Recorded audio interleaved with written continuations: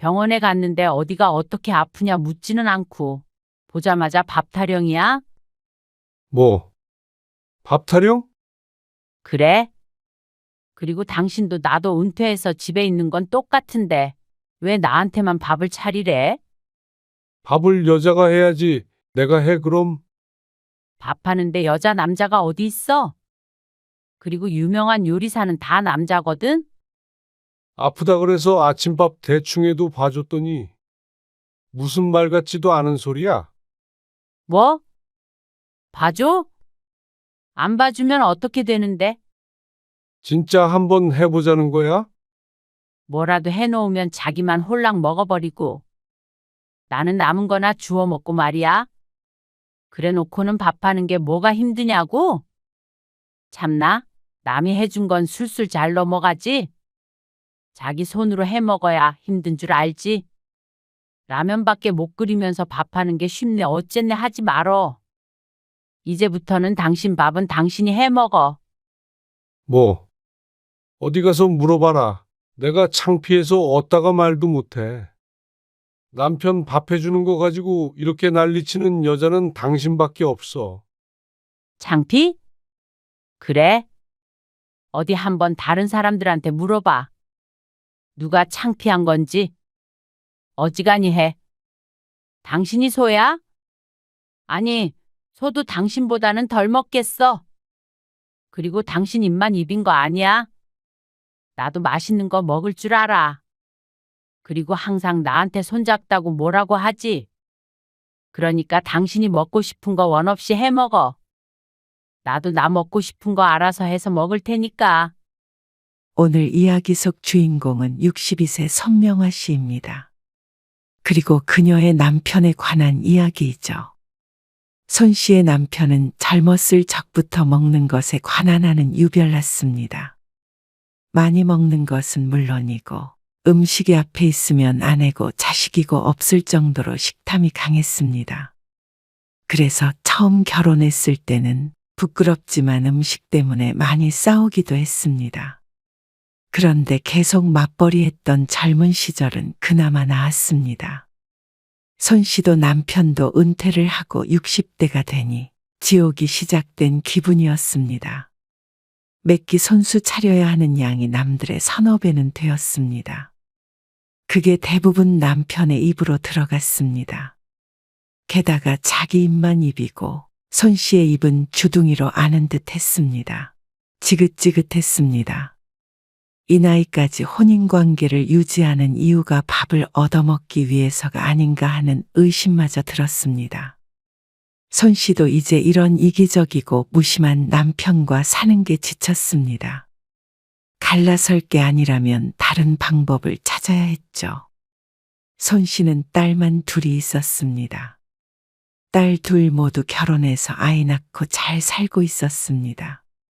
손 씨는 6년 전에 무릎을 다쳐서 일을 그만두었습니다. 그리고 남편은 2년 전까지 일을 하다가 퇴직했죠. 그러니 이전 전부터는 손 씨 부부 모두 일을 하지 않고 집에 있었습니다.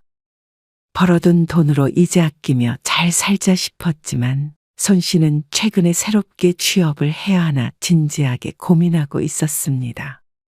집에 붙어 있는 것보다 그게 정신 건강에 나을 것 같았습니다. 하루 종일 그리고 매일 남편과 있으니 이건 내가 남편과 함께 사는 것인지 아니면 곰을 키우는 것인지 헷갈릴 지경이었습니다. 자식들 다 결혼시켜놨으니 이제는 편히 쉬면서 소소하게 살아가면 되겠다 싶었지만 남편 때문에 그게 잘 지켜지지 않았습니다. 남편이 퇴직하기 전 젊었을 때부터 느꼈던 바이지만 참 자기밖에 모르는 사람이었습니다. 특히나 먹는 것에 있어서는 말이죠. 남다른 대식가인 것은 평생에 걸쳐서 깨달았지만 퇴직하고 삼시세끼를 집에서 먹으니 그걸 손 씨가 감당하기가 너무 힘들었습니다. 남들에게 말하면 뭐 그런 걸로 고민을 하냐 대수롭지 않게 여기겠지만 손 씨에게는 가장 큰 고민이자 손 씨의 노후를 괴롭히는 일이었습니다. 이것밖에 안 차렸어. 배고프다고 했잖아. 어제부터 굶었는데. 이것밖에 안 하다니. 먹고 남으면 저녁에 또 먹으려고 넉넉하게 했어. 넉넉? 아무튼간 손이 작다니까. 그래가지고 어디 가서 귀여움 못 받아. 내가 이 나이에 어딜 가서 귀여움을 받아? 얼른 앉아. 내시경 때문에 어제 저녁부터 굶은 남편이 병원에 다녀온 뒤 차린 밥상을 보고서는 불만이 한가득이었습니다. 남편이 이렇게 말하니 밥상이 상당히 초라할 것이라고 예상하겠지만 보통 4~5명이 먹을 수 있는 양이었습니다. 모든 접시는 다 대접이었습니다. 콩나물 무침, 두부부침 8장, 콩자반, 무생채, 가운데에는 큰 냄비에 돼지고기 넣은 김치찌개가 있었습니다. 믿기지 않겠지만 남편은 이걸 전부 한 끼에 먹었습니다. 손 씨는 식탁 맞은편에 앉아서 젓가락을 들었다가 몇 번 반찬을 집어보지도 못했습니다. 늘 넉넉하게 한다고 했지만 남편의 전투적인 식탐 앞에서는 초라한 수준인 듯 했습니다. 눈앞에 보이는 건 다 먹어치워야 직성이 풀리는 사람이었습니다. 손 씨가 숟가락을 들어 김치찌개에 들어있는 돼지고기를 뜨려고 하자 남편의 숟가락이 얼른 다가와 낚아채 갔습니다. 손 씨가 남편을 쳐다보았지만 아무렇지 않게 식사를 하고 있었습니다. 남이 먹던 말던 관심 밖이었습니다. 그러니 손 씨는 오히려 입맛이 떨어지는 기분이 들었습니다. 남편의 식사가 끝나가자 손 씨는 한숨을 참을 수가 없었습니다. 적어도 2끼는 먹어야 하는 양을 했는데 남편에겐 소용이 없었습니다. 거의 비워진 접시들을 보자 눈앞이 깜깜했습니다. 당장 다음 끼니의 반찬을 전부 새로 해야 하니 머리가 바쁘게 돌아갔습니다. 당신 참 신기하다. 뭐가? 그렇게 많이 먹으면 속 안 부대껴? 많이 먹긴. 왕년에는 이렇게 하루에 4~5끼도 먹었어. 과장인 듯 하지만 맞는 말이었습니다. 손 씨가 직접 보고 살았으니 말이죠. 어떻게 나이가 들어도 여전한지 몰랐습니다. 손 씨부터도 나이가 드니 입맛이 떨어지고 많이 먹으면 종일 속이 좋지 않고 힘들었습니다.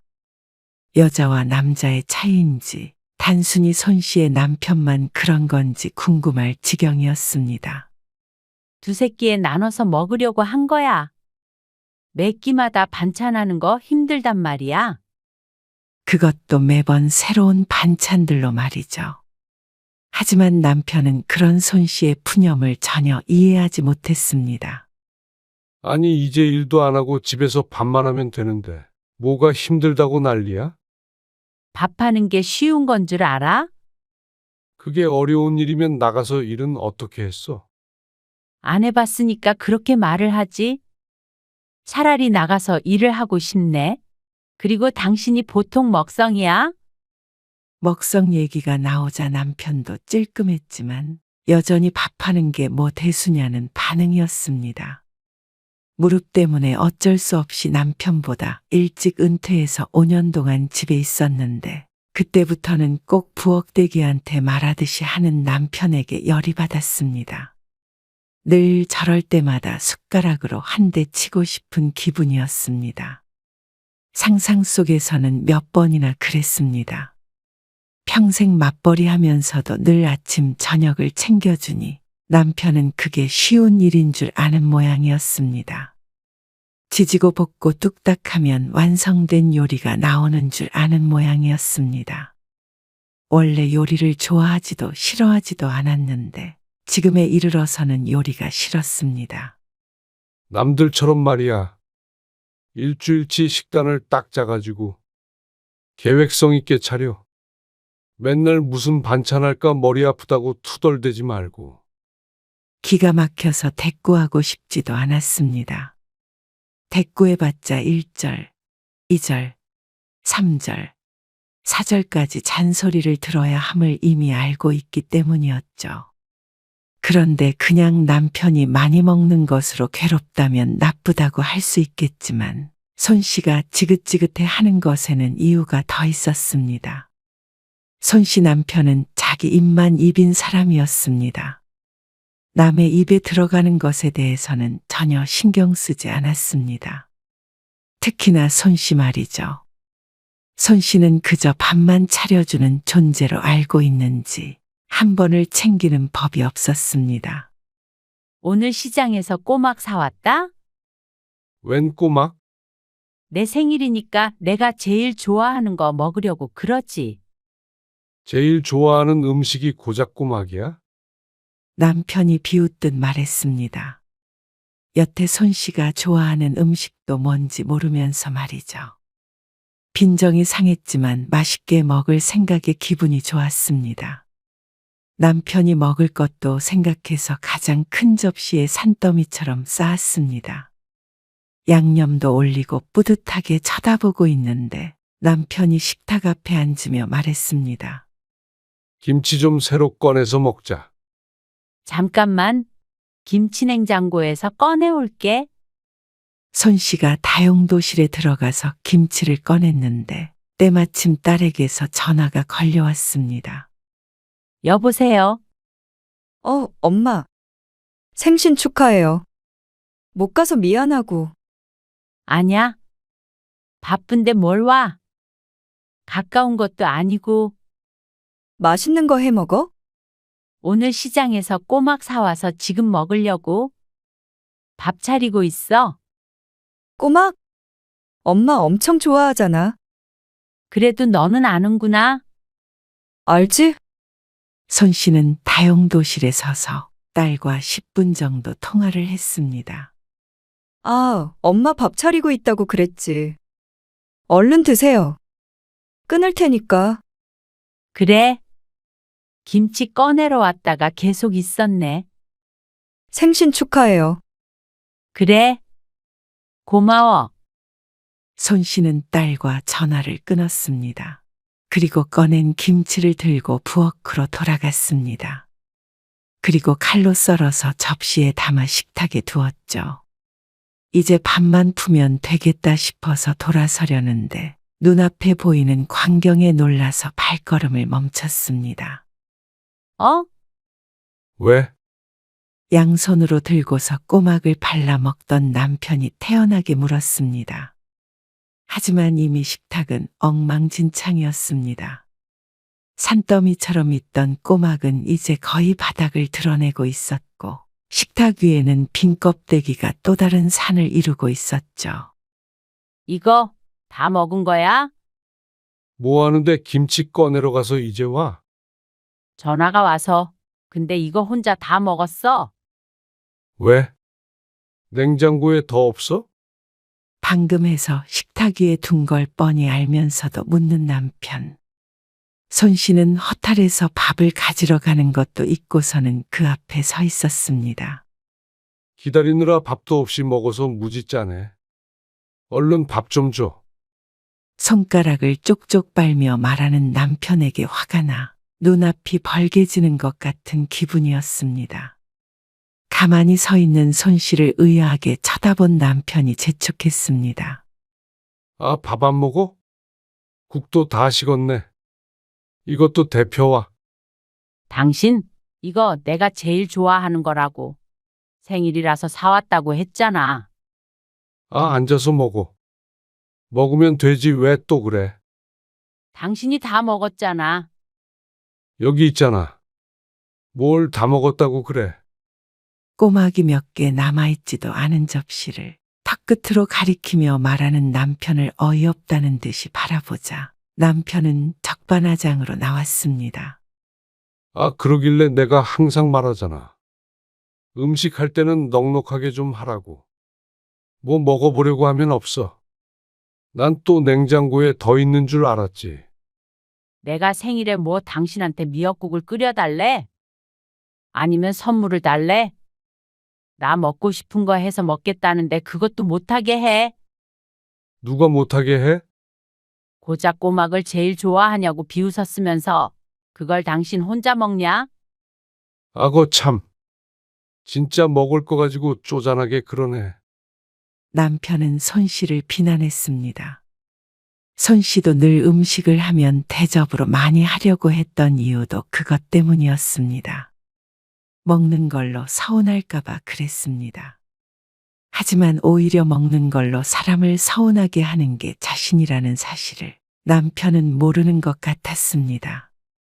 음식을 많이 하면 많은 대로, 적으면 적은 대로 전부 남편의 입속으로 들어갔습니다. 따로 덜어놓아도 자기 것 먼저 다 먹고 손 씨의 몫을 뺏어가는 것도 예사였고 냉장고에 따로 넣어놔도 다 꺼내 먹었습니다.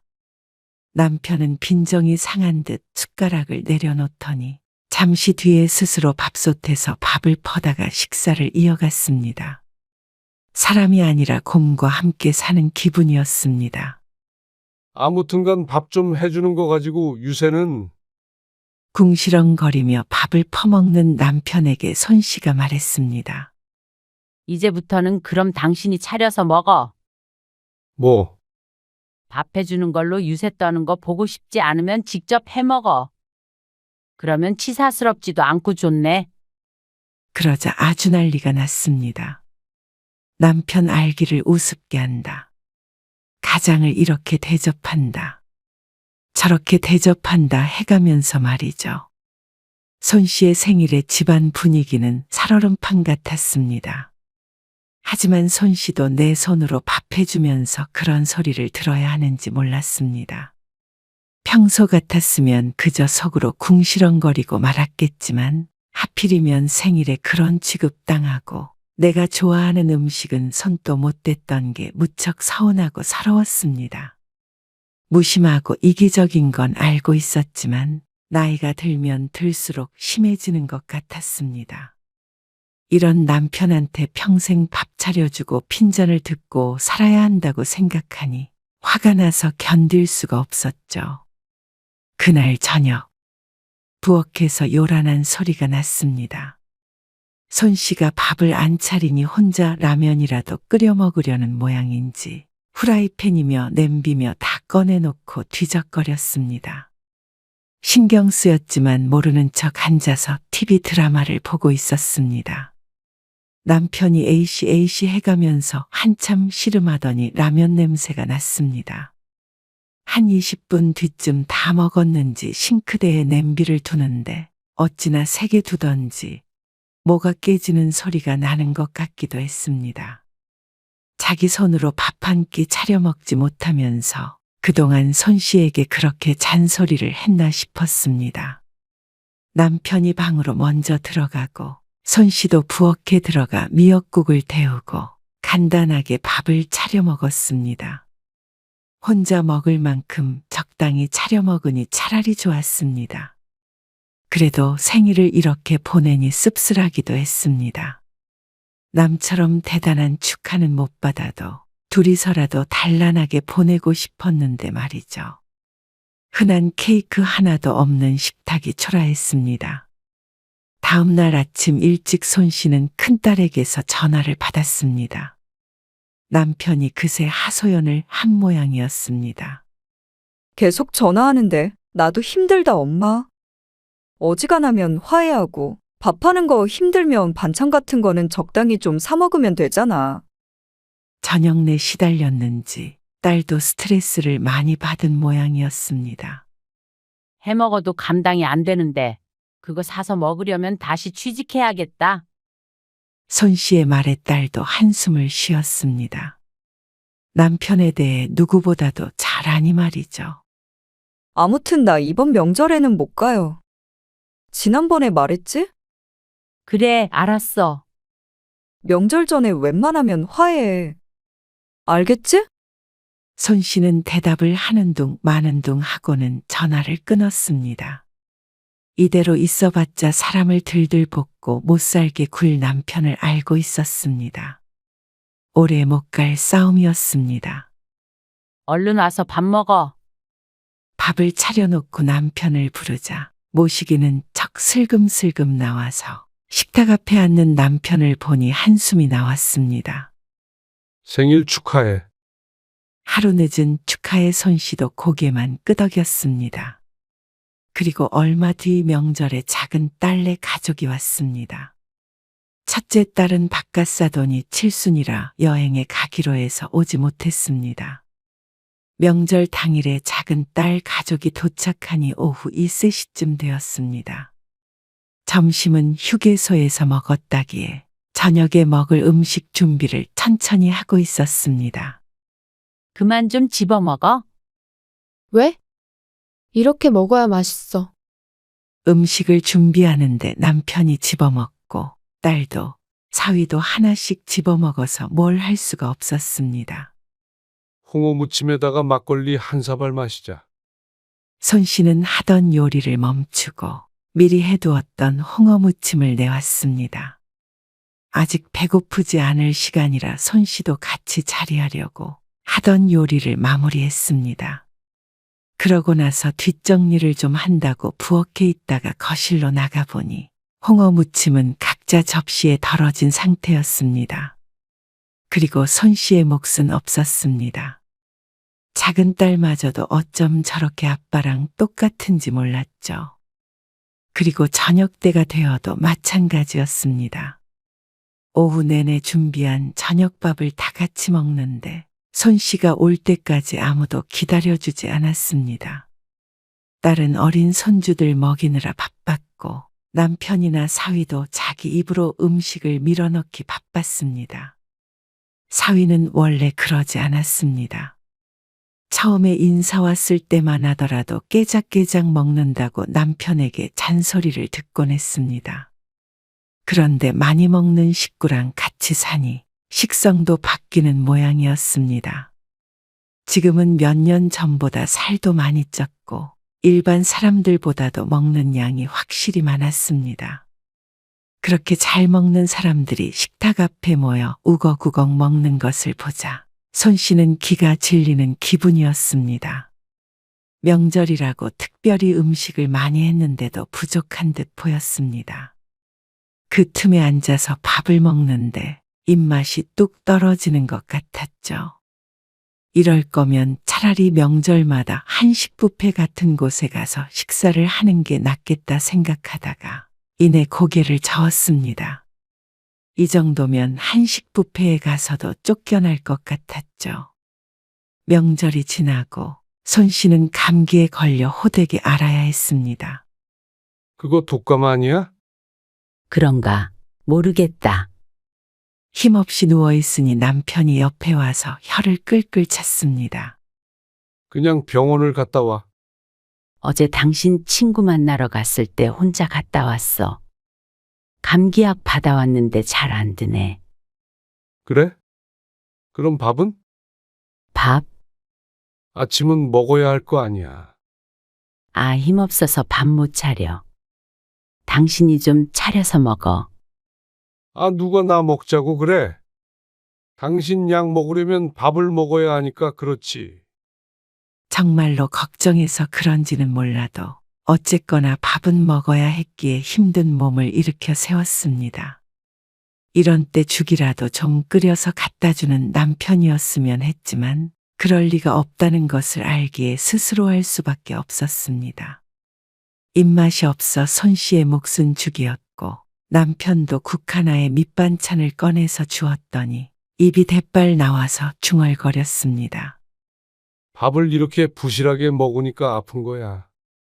또 이어지는 반찬 타령의 손씨는 한 귀로 듣고 한 귀로 흘려버렸습니다. 몸도 아픈데 남편 투정을 듣고 있기가 힘들었습니다. 손씨는 죽도 먹는 둥 마는 둥 하고 일어나 약을 먹었습니다. 그리고 그대로 다시 방으로 들어가 누웠습니다.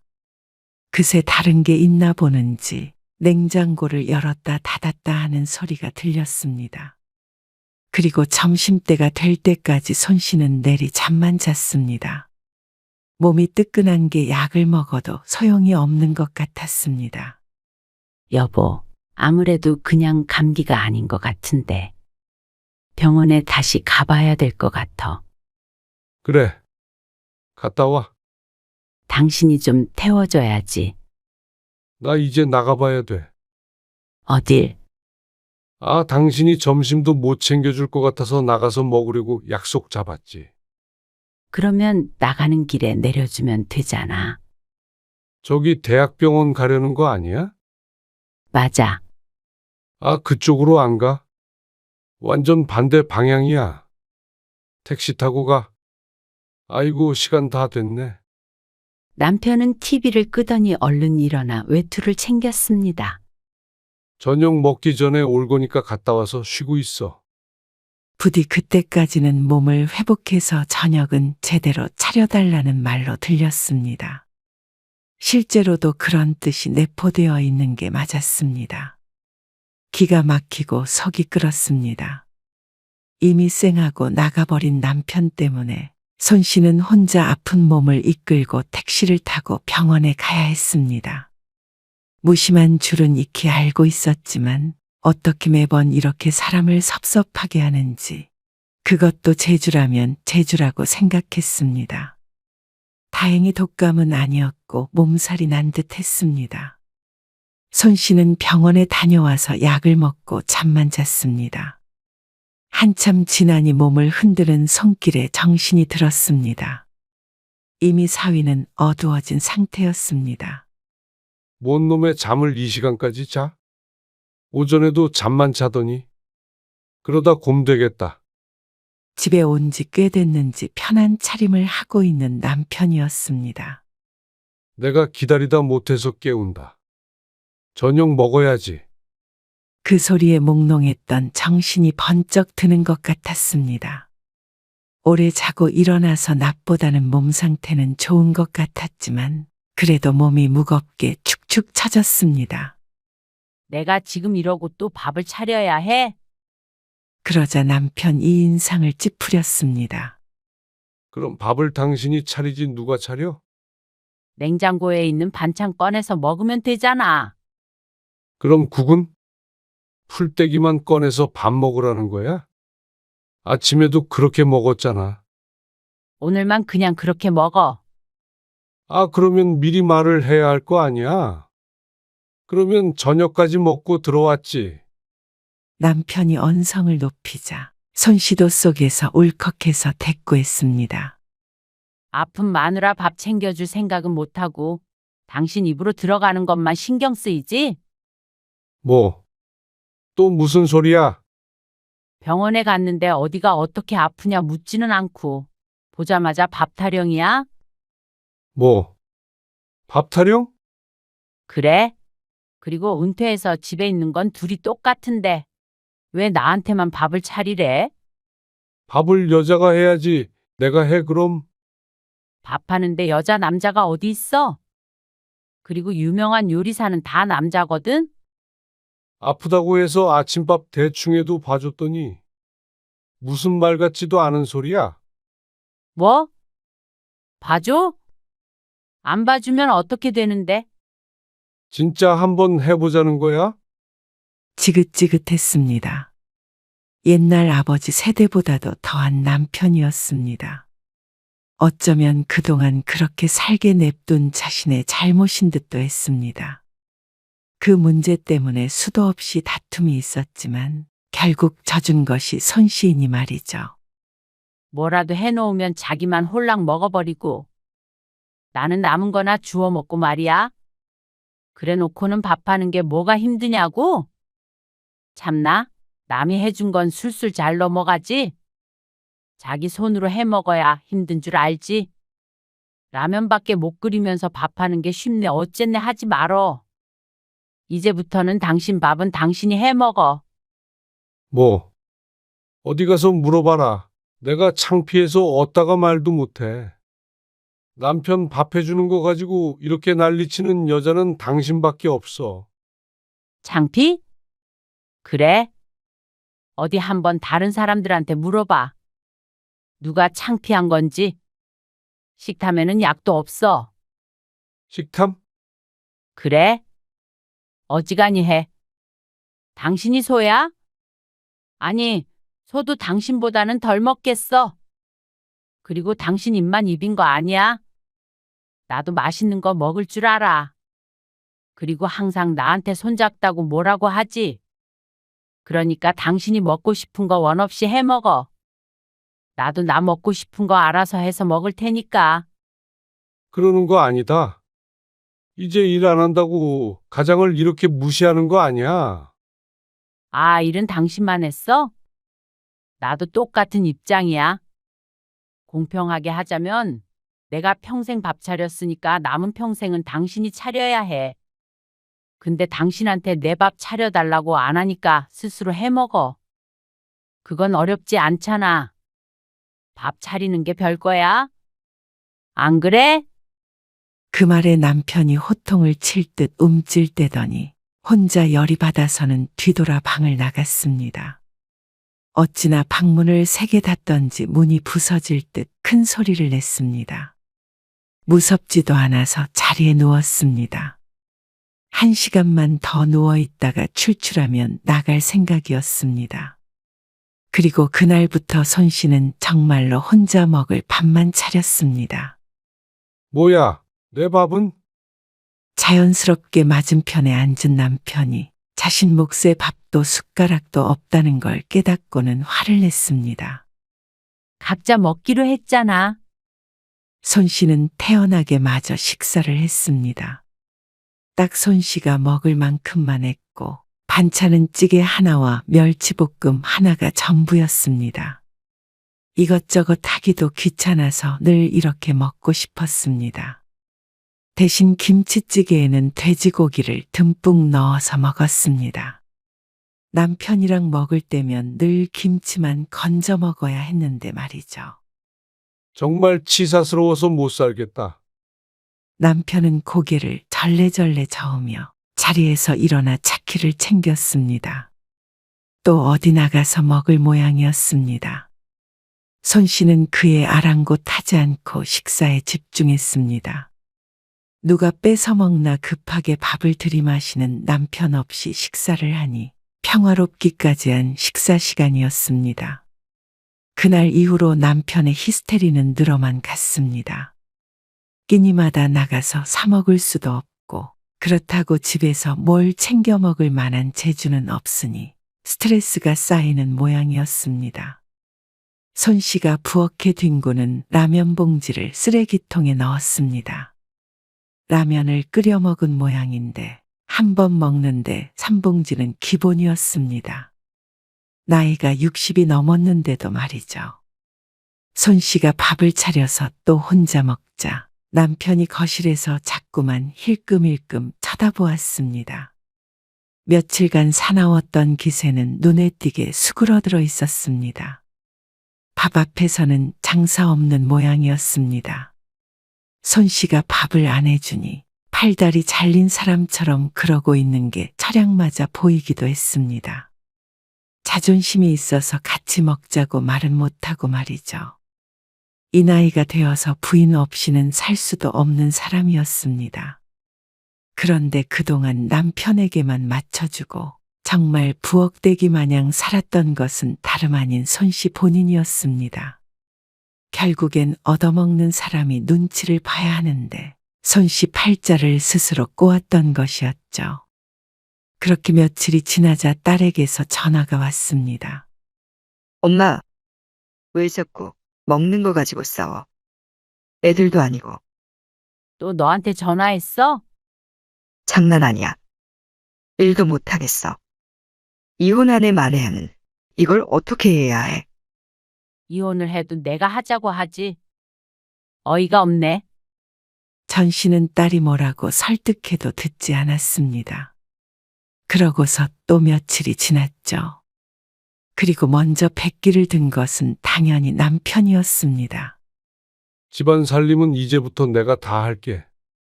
그러니까 밥만이라도 좀 차려줘. 살림을 당신이다? 설거지도 그렇고 청소랑 빨래랑 다 할게. 그리고 아, 그리고 뭘 더 해야 되는데. 사과는 해야지. 무슨 사과? 밥 차리는 게 뭐가 힘드냐 했던 거. 내 생일에 당신 혼자만 꼬막 다 먹어버린 거. 아픈데도 밥 차리라고 화냈던 거 등등. 그래. 알았어. 미안해. 그리고 이제는 접시에 따로 담을 거야. 내가 먹는 거, 당신이 먹는 거 다 따로 담을 거야. 내 몫은 절대 손대지 마. 아, 이렇게까지 해야 돼? 부부끼리. 그게 싫으면 말어. 지금처럼 각자 알아서 해. 아, 알았어. 그렇게 할게. 하면 되잖아. 약속 어기거나 또 여자가 어쩌고 밥이 어쩌고 하면 나도 그날부터 밥 안 차려. 아니, 이 집에서 같이 못 사는 거야.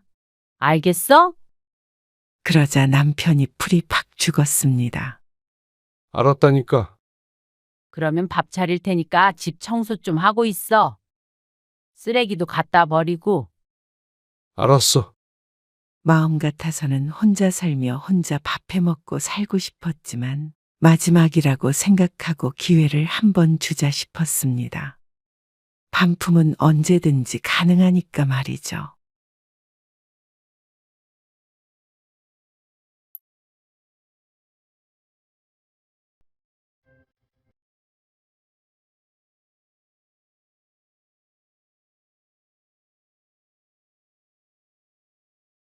너희 도대체 무슨 생각으로 엄마를 그렇게 대해? 아니, 아버님. 그러면 요즘 세상에 며느리를 그렇게 대하는 경우가 어디 있어요? 다른 며느리들 같았으면 진작에 발길 끊었을 거예요. 저는 그렇게 하기는 싫고 잘 해결하고 싶어서 똑같이 하면 어머님이 느끼는 바가 있으실 거라고 생각했어요. 그렇게 나름 조용히 해결하려고 한 거예요. 근데 아가씨가 전화를 해서 갑자기 화내고 윽박을 지르는 바람에 그걸 말이라고 해? 수찬이 너는 이 행동이 맞다고 생각하냐? 너는 그래놓고는 밥이 목구멍으로 넘어가. 어떻게 이렇게 부모 알기를 우습게 알아? 아버지, 그게 아니라요. 민선이도 나름대로 사정이. 사정이 어찌됐건 간에 그렇게 다 마음에 안 들고 화가 나고 그러면 안 보고 살면 그만이야. 그동안 네 엄마가 너희 눈치 보느라 힘들었던 거 하나도 모르지? 나도 더 이상 네 엄마 고생시킬 마음 없다. 그렇게 잘난 너희가 알아서 살아. 그리고 자식이라는 이유로 받은 지원은 다 돌려줘라. 오늘 이야기 속 주인공은 65세 조현심 씨입니다. 그리고 그녀의 아들과 며느리에 관한 이야기이죠. 시집에서 식은밥을 먹은 며느리. 옛날엔 자주 있는 일이었고 며느리들은 불만을 가질 수 없었습니다. 그랬던 시절이 있었죠. 하지만 이제는 그런 일은 당하면 시모를 불러내 복수를 하는 며느리가 있는 시대가 되었습니다. 그게 바로 조 씨의 며느리였습니다. 하지만 조 씨는 억울했습니다. 정말로 며느리를 차별해서 며느리만 찬밥을 줬다면 비난받아 마땅하겠죠. 그럴 수밖에 없는 상황에서 다 같이 먹은 식은 밥을 가지고 복수를 했다는 며느리가 황당했습니다. 그리고 뒤늦게 그 사실을 알게 된 조 씨의 남편. 조 씨는 그 자리를 도망쳤지만 남편은 오히려 아들 며느리를 찾아갔습니다. 그리고 먹던 밥상을 뒤집어 엎어버렸죠. 조 씨도 속이 시원했습니다. 진작에 그럴 걸 하고 후회하기도 했습니다.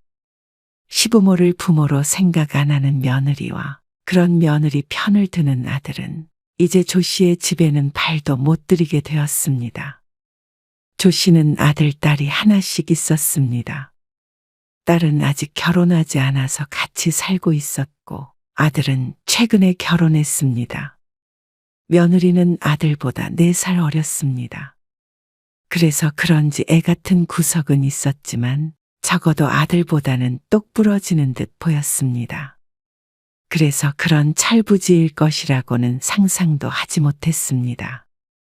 어쩌면 처음부터 예견된 일이었는지도 몰랐습니다. 결혼하고 나서 첫 명절 때부터 심상치가 않았죠. 이걸 어머님이 다 차리신 거예요? 수찬이 아빠가 같이 돕긴 했지. 나는 뭐 재료 손질만 했지. 새언니, 엄마가 요리 진짜 잘하거든요. 집에 갈 때 싸가세요. 그래요? 며느리는 상다리 부러지게 차려진 밥상을 보고 놀란 듯 했습니다. 차례는 지내지 않지만 그래도 명절은 평소보다도 푸짐하게 차리려고 노력했습니다. 아무래도 잔치상은 잔치상이었죠. 진짜 맛있는데요. 그래? 다행이네. 조 씨는 기분 좋게 웃으며 식사를 했습니다. 며느리는 이따 집에 갈 때 정말로 반찬들을 싸달라며 맛있게 먹었습니다. 아들도 어깨가 으쓱 올라간 것 같았죠. 신경 쓴 보람이 있는 듯 했습니다. 아무래도 5 식구가 푸짐하게 먹다 보니 식사 후에 설거지거리는 많이 나왔습니다. 요리 안 한 사람들끼리 치우자. 딸이 자리에서 일어나며 말했습니다. 그리고 분주하게 상을 치우는데 그런 딸을 따라서 아들도 그릇을 옮겼습니다.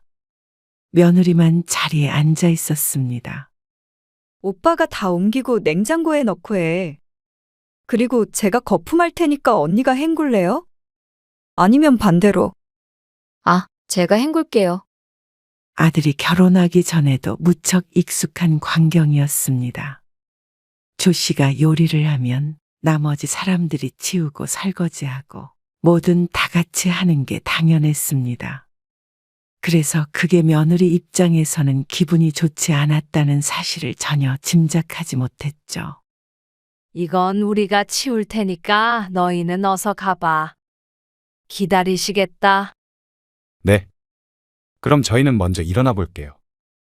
다음 날 아침, 명절 당일이 되었을 때 간단히 식사한 후에 아들네를 일찍 돌려보냈습니다. 사돈네가 1시간 반 정도 걸리는 곳에서 살았는데 아무래도 명절이니 차가 막힐 것 같아서 뒷정리도 시키지 않았습니다. 식구 1명 늘었다고 그래도 더 북적북적하고 좋은 것 같네. 그러게. 너도 얼른 결혼해 그럼. 조금만 기다려봐. 손주가 먼저 생기겠네. 그런데 명절이 끝나고 며칠 지나지 않았을 때 아들에게서 전화가 왔습니다. 그리고 하는 말이 뜻밖이었죠. 그날 민선이가 진짜 기분이 나빴다고 그러더라고요. 뭐? 왜? 명절에 와서 기분이 좋지 않았다는 며느리. 조 씨가 놀라서 되물었습니다. 혹시나 자신이나 딸이 실수라도 했나 싶었습니다. 며느리는 손님인데 설거지 시키셨잖아요.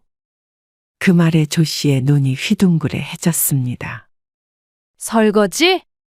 네. 그래서 시집살이 한 것 같다고. 앞으로도 그러면 명절에 가고 싶지 않대요. 조 씨는 어안이 벙벙했습니다. 혼자 하라고 한 것도 아니고 아들, 딸도 모두 같이 했는데 그렇게 생각하고 있는 줄은 몰랐습니다. 많이 서운해했어요. 저는 처가에 가면 설거지 안 하니까. 그 말에 조 씨도 잠시 생각에 빠졌습니다. 그렇게 말하니 며느리가 서운한 이유는 이해가 갔습니다. 조 씨 가족에게는 당연한 일이겠지만 며느리 가족에겐 그게 아닐 수도 있겠다 싶었습니다. 그리고 아들도 사돈네에서 설거지를 하지 않는다고 하니 우리도 시키면 안 되겠다는 생각을 하게 됐습니다. 그래서 아들의 말을 듣고 며느리에게 연락을 했습니다. 우리 가족은 그냥 다 같이 해서 거기까지 생각을 못했어. 시집살이 시킬 생각 아니었으니까 너무 서운해 하지 마라. 네, 무슨 말씀인지 알겠어요. 그래.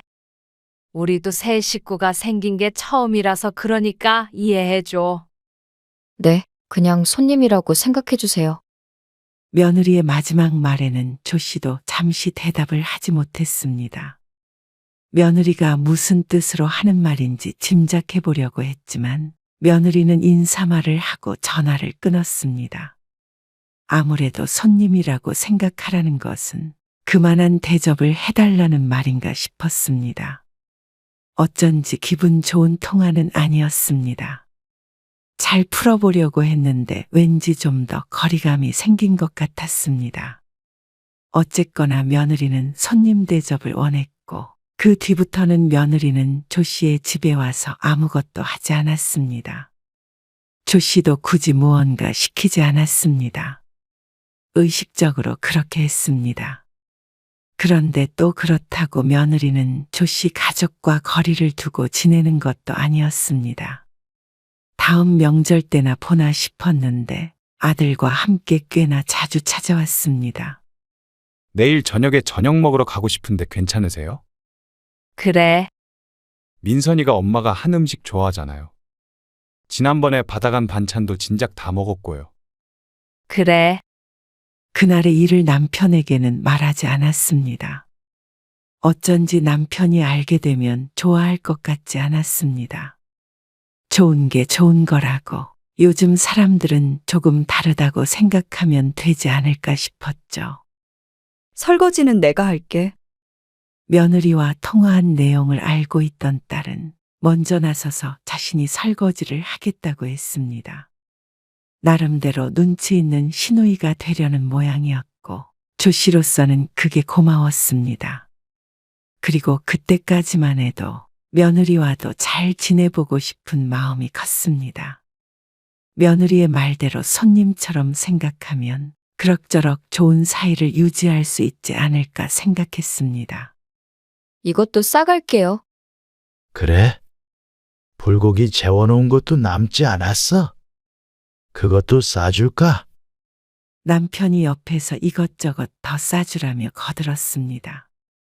그리고 먹고 싶은 거 있으면 연락해서 언제든지 얘기하고. 네. 그럴게요. 역시 며느리 사랑은 시아버지. 아들은 좋다고 웃었습니다. 아들 며느리는 주말에도 종종 왔고 평일 저녁에 찾아올 때도 있었습니다. 대부분 밥을 먹으러 왔습니다.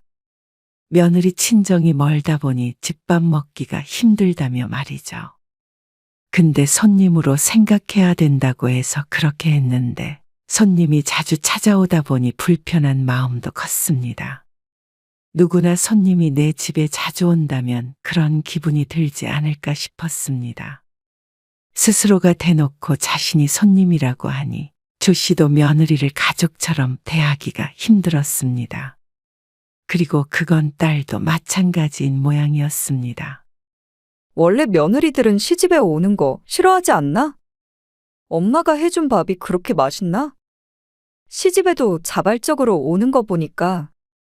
그러게 반찬 가게를 해야 하나? 근데 솔직히 좀 불편하긴 해. 새언니 오면 엄마도 이것저것 신경 써야 하잖아. 그저께만 하더라도 오빠가 갑자기 온다고 그래서 마트도 새로 갔다 오고. 그러면서 딸은 불만이 있는지 궁시렁거렸습니다. 무슨 손님이 그렇게 남의 집에 자주 와? 그렇다고 뭐 밥 차리는 거 도와주기를 해? 아니면 설거지라도 해? 솔직히 그건 기본적인 예의 아닌가? 나 같으면 불편해서라도 내가 설거지 한다고 할 텐데. 새언니가 가만히 있으니까 이제는 오빠도 설거지 안 하려고 하더라. 얄미워. 딸이 무슨 말을 하는지는 충분히 알았습니다. 그리고 동의하는 부분도 많았고 말이죠. 하지만 그렇다고 해서 고작 그런 이유로 며느리를 섭섭하게 할 필요는 없었습니다. 그러니 시집이 편해서 자주 찾아오는 것이라고 생각하면 나쁘지 않은 것 같기도 했습니다. 어쨌거나 시집이라면 일을 가는 그런 며느리는 아닐 테니 말이죠. 그러던 어느 날 며느리가 임신했다는 소식을 듣게 되었습니다. 덕분에 집안 분위기는 한껏 들뜬 상태였습니다. 진짜 축하해요. 이건 제 선물이에요. 고마워요. 아가씨, 몸 조심하고. 네.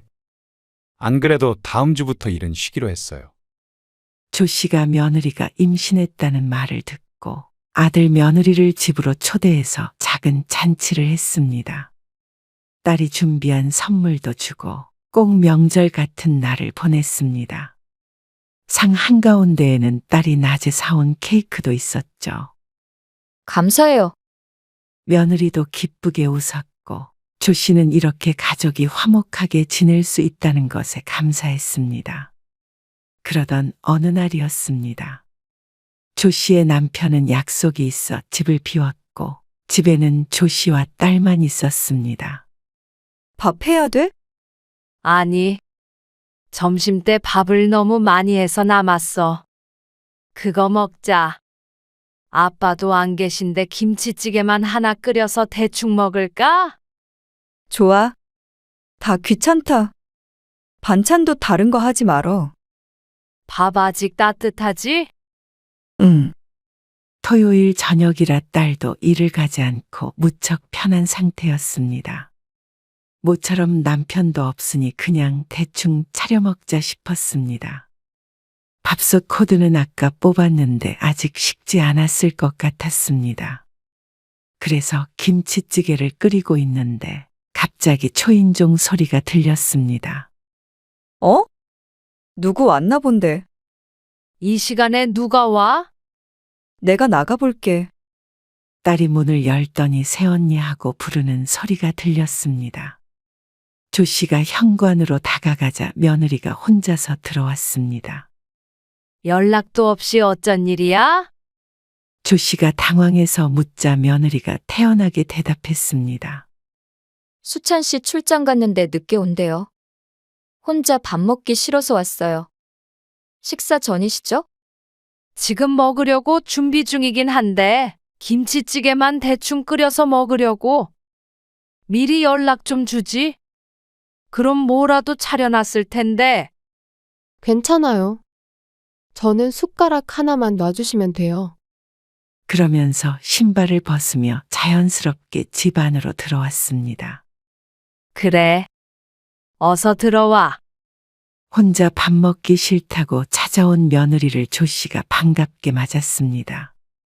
밥상이 조금 초라하긴 했지만 그래도 며느리가 혼자 먹는 것보다는 낫지 않을까 싶었습니다. 조 씨의 딸이 며느리가 말한 대로 수저를 식탁 위에 하나 더 올렸습니다. 조 씨가 밥을 푸며 말했습니다. 딱새 그릇 나온다. 그래? 잘 됐네. 새언니 아니었으면 밥 남을 뻔했다. 밥을 나눠주고 자리에 앉아서 한술 떴는데 밥은 뜨뜻미지근한 상태였습니다. 하지만 먹을만 했죠. 식사를 마치고 과일까지 깎아서 먹었습니다. 그리고 잠시 후 며느리는 시계를 힐끔 보더니 주섬주섬 짐을 챙겼습니다. 저 수찬 씨 올 시간 다 돼가요.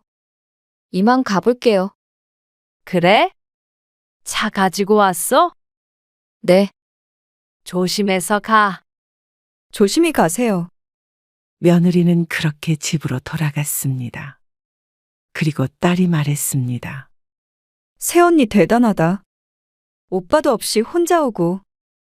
나 같으면 시어머니 눈치 보여서 그렇게 못했을 텐데. 뭐가 눈치 보여? 좋지 뭐. 수더분하고. 수더분? 새언니가? 못 들을 말을 들었다는 듯한 표정을 짓는 딸을 보며 조 씨는 웃고 말았습니다. 그리고 나서 한동안은 아들과 며느리가 집에 오지 않았습니다. 거의 한 달 가까이 되었습니다. 딸이 요즘에 오빠가 안 온다며 궁금해할 정도였습니다. 딸이 없을 때 아들만 중간에 한 번 와서 반찬만 받아간 적은 있었고 그마저도 곧장 집으로 돌아갔습니다. 조 씨는 그저 그런가 보다 했습니다. 아들도 바쁘다고 했고 며느리가 임신 초기라 집에서 쉬고 있나 보다 생각했죠. 그러다가 어느 날 며느리에게서 전화가 왔습니다. 어머님, 오늘 저녁에 저희 집에서 같이 식사하셔요. 너희 집에서? 네. 아가씨랑 어머님 오시면 수찬 씨랑 넷이서요. 아버님 시골 가셨다면서요. 그렇지. 근데 수경이는 오늘 저녁에 약속 있다고 했는데. 아, 그러면 어머님이라도 오셔요. 여태 어머님 댁에서만 먹은 것 같아서 제가 식사 대접하고 싶어서 그래요. 며느리가 웬일인가 싶었습니다. 며느리의 말대로 여태 아들 며느리가 와서 밥을 먹고 간 적은 무척 많았는데 조 씨가 아들네에 가서 밥을 먹은 적은 한 번도 없었습니다. 모처럼 며느리가 초대했으니 딸은 못 가더라도 조 씨는 가자 싶었습니다. 그래. 오늘 저녁에 갈게. 네. 그럼 7시까지 오시면 될 것 같아요. 알았어. 이따가 보자. 조 씨가 기분 좋게 대답을 하고 전화를 끊었습니다. 어쩐지 들뜨는 기분이었습니다. 어쩐 일로 초대를 다 한대. 딸도 의아하게 생각했습니다. 글쎄. 넌 약속 있다고 하니까 수찬이랑 셋이서 먹자는데 처음으로 며느리한테 밥 얻어먹겠네. 아쉽네. 즐거운 시간 보내고 와. 그리고 저녁 7시에 맞춰서 아들네 집에 갔을 때 아들은 보이지 않았습니다. 수찬이는 어디 갔어? 아, 약속이 있대요. 어? 약속. 셋이서 저녁을 먹자더니 뜬금없이 약속이 있다는 아들. 네. 저희 둘이서 먹으라고 하던데요. 뭐야, 말도 없이 갑자기 약속을 잡아? 미리 말했으면 다음에 왔을 텐데. 조 씨는 이상해하며 인상을 찌푸렸습니다. 아무리 아들이라지만 참 이상하다고 생각했습니다. 부모와 한 약속도 약속인데 말이죠. 저희끼리 먹으면 되죠. 며느리는 대수롭지 않게 생각하는 듯 했습니다. 부엌 쪽으로 가보니 식탁엔 이미 반찬이 다 놓여 있는 상태였습니다. 밥 차리고 있었구나. 네. 뭐 좀 거들까? 내가 밥 풀게. 아니에요. 제가 할게요. 앉아 계세요. 조 씨는 며느리가 가리킨 자리에 앉아서 기다렸습니다. 그러자 며느리가 냉동실에서 동그란 덩어리 하나를 꺼냈습니다. 랩이 씌워 있었는데 멀리서 보니 밥을 싸놓은 것인 듯 했습니다. 싱크대 옆에 밥솥이 있는데 밥을 냉동해서 먹나 싶었습니다. 요즘 사람들이 맵기 밥을 새로 해서 먹지 않는 건 알고 있었고 간편하게 얼렸다가 해동해 먹는다는 것도 많이 들었습니다. 조 씨의 집은 그렇게 하진 않았지만 젊은 부부이니 이해가 갔습니다. 특히나 둘밖에 없으니 매번 새로 밥을 짓는 게 번거로울 수 있겠다 싶었죠. 며느리는 밥을 전자레인지에 돌리더니 밥그릇에 옮겨 담고 조 씨의 앞에 두었습니다. 참 간단해 보였습니다. 이렇게 먹으면 편하긴 하겠다. 그렇죠. 조 씨의 말에 며느리가 대답했습니다. 그런데 곧이어 너무나도 황당한 일이 있었습니다. 며느리의 말이 끝나기가 무섭게 밥솥에서 삑 하는 소리와 함께 취사가 완료됐다는 음성이 들려왔습니다. 그리고 며느리가 밥솥 뚜껑을 열자 김이 펄펄 올라왔습니다. 며느리는 주걱으로 밥을 한 그릇 푸더니 밥솥을 닫았습니다. 그리고 나서 그 밥을 식탁에 올려두고 그 앞에 자신이 앉았습니다. 조 씨는 당황스러운 마음에 며느리의 밥과 자신의 밥을 번갈아 보았습니다. 그런 조 씨의 기색을 충분히 알았을 텐데도 며느리는 아무렇지도 않다는 듯 숟가락을 들었습니다. 맛있게 드세요. 그러더니 뜨거워 보이는 새하얀 밥을 한술 떠서 입에 넣었습니다. 조 씨는 자신의 밥그릇을 내려다보았습니다. 조 씨의 앞에는 냉동해 놓은 그대로 동그란 모양의 밥이 덩그러니 놓여 있었습니다. 김은커녕 색깔마저도 며느리의 밥과는 다소 달라 보였습니다. 무슨 이런 일이 다 있나 싶었습니다. 며느리는 밥을 후 불며 먹다가 조 씨를 쳐다보았습니다. 안 먹고 뭐 하고 있느냐는 눈빛이었습니다. 그래서 조 씨도 마지못해 한술 떴습니다. 전자레인지에 들어갔다 나온 밥은 수분이 부족했습니다. 그리고 심지어 먹으면 먹을수록 안쪽까지 해동되지 않아 가운데는 차갑고 딱딱했습니다. 반면에 며느리의 밥은 딱 보아도 먹음직스러워 보였습니다. 조 씨는 숟가락을 내려놓고 젓가락으로 겉부분만 깨작깨작 먹었습니다. 그리고 점점 조 씨의 표정은 어두워졌습니다. 아무리 애써도 표정 관리가 잘 되지 않았습니다. 어쩜 이런 경우가 있나. 머릿속이 너무 복잡해서 무슨 맛인지도 느낄 수가 없었습니다. 그러자 며느리가 조 씨에게 물었습니다. 왜 이렇게 안 드세요? 입맛에 안 맞으세요? 이상하다. 수찬 씨가 어머님 댁에서 가져온 반찬들인데. 밥에 정신이 팔려 보이지 않았지만 며칠 전에 아들 통해서 들려보낸 자신이 싸준 반찬들이 맞았습니다. 그 말을 들으니 입맛이 뚝 떨어져서 억지로도 먹을 수가 없었습니다. 그러게, 입맛이 없네. 며느리는 고개를 갸웃거리더니 야무지게 식사를 이어갔습니다. 조 씨는 그 앞에 앉아서 며느리가 다 먹을 때까지 먹는 신용만 했습니다. 아, 맛있게 잘 먹었다. 어머님 그렇게 안 드셔서 어떻게 해요? 과일이라도 드시고 가세요. 아니야. 속이 안 좋아서 일찍 가봐야 할 것 같아. 아, 그러세요? 그럼 조심히 가세요. 며느리가 웃으면서 조 씨를 배웅했고 어색하게 미소 짓던 조 씨의 표정은 집을 나온 순간 무너졌습니다. 도대체 어떤 얼굴로 며느리를 봐야 하는지 몰랐습니다. 당황해서 아무 말도 못하고 나왔지만 너무나도 황당했고 어이가 없었습니다. 자신은 새로 지은 따끈한 밥을 먹으면서 어떻게 시어머니만 냉동밥을 돌려서 줄 수 있는지 몰랐습니다. 그것도 다 데워지지도 않은 밥을 말이죠. 얼굴이 벌개져서 집으로 돌아온 뒤에 한참을 앉아 있었습니다. 딸이 돌아올 때까지도 심장이 벌렁거려서 아무것도 할 수가 없었죠. 엄마, 왜 벌써 와 있어? 표정은 왜 그렇고? 밥이 맛이 없었나? 아니야. 맛있게 먹었어. 무슨 일 있었어? 딸이 조 씨의 얼굴을 보더니 추궁했습니다. 그래서 며느리와 있었던 일을 털어놓았더니 딸이 분개했습니다. 그런데 그냥 왔다고? 그럼 그냥 오지 어떻게 해? 밥상이라도 엎어버려야 할 거 아니야? 무거운 식탁을 어떻게 엎어? 농담하지 말고. 일어나, 엄마. 같이 가게? 어딜? 오빠네 집에 가야지. 그런 경우가 어디 있어? 딸이 너무 화가 난다며 방방 뛰었습니다. 그러고서는 조 씨가 말리기도 전에 며느리에게 전화를 걸었습니다.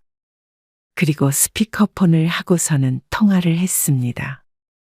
차분해지려고 노력하며 자초지종을 묻는 딸에게 며느리가 아주 태연하게 대답했습니다. 네. 새밥 안 드렸죠. 왜요? 왜냐고요? 지금 그걸 말이라고 하세요? 그래놓고 새언니만 새로 지은 밥 먹었다면서요? 지난번에 저 갔을 때 어머님도 식은 밥 주셨잖아요. 그거 복수한 거예요. 똑같이 한 것뿐인데 왜 화를 내세요? 저는 그때 화 안 냈는데. 지금 무슨 말을 하는 거예요? 며느리의 말에 조 씨가 어안이 벙벙해 기억을 더듬었습니다. 언제 그런 적이 있었나 하고 말이죠. 그리고 이어지는 며느리의 설명을 들으니 갑자기 혼자서 조 씨의 집을 찾아왔을 때 김치찌개에다 먹었던 그 밥을 말하는 듯 했습니다. 지난번에 언제요? 그런 적 없어요. 올 때마다 새로 밥 해준 거예요. 점심에 먹던 밥 남았다고. 그거 주셨잖아요. 그제서야 딸도 기억이 난 듯 했지만 더 황당해할 뿐이었습니다. 그거랑 오늘 같은 경우가 같아요? 왜 달라요? 그거는 새언니가 말도 없이 왔던 거잖아요. 밥 차리고 있는데 우리 대충 먹을 거라고 분명히 말했잖아요. 괜찮다면서요? 숟가락만 놓으라고 했잖아요. 아무리 그래도 요즘 세상에 어느 땐데 며느리한테 식은 밥을 줘요? 도대체가 뭐가 잘못된지 모르는 것 같은 며느리와의 대화는 겉돌 수밖에 없었습니다. 그래서 똑같이 복수해서 알려드리려고 한 것뿐이에요. 근데 이렇게 전화해서 다짜고짜 화내시면 저도 기분이 좋지 않죠? 그 말을 들으니 조 씨도 참을 수가 없었습니다. 아니, 그거를 너 혼자 먹은 것도 아니고 우리도 똑같은 밥 먹었어. 그리고 찬밥도 아니고 밥솥에 있던 밥이야. 뭐? 복수? 그동안 따뜻한 밥 해먹였던 건 생각 안 하니? 해먹이다니요. 당연히 손님 맞는 입장에서 하셔야 하는 일이죠. 왜 며느리 마음은 요만큼도 생각 안 하세요?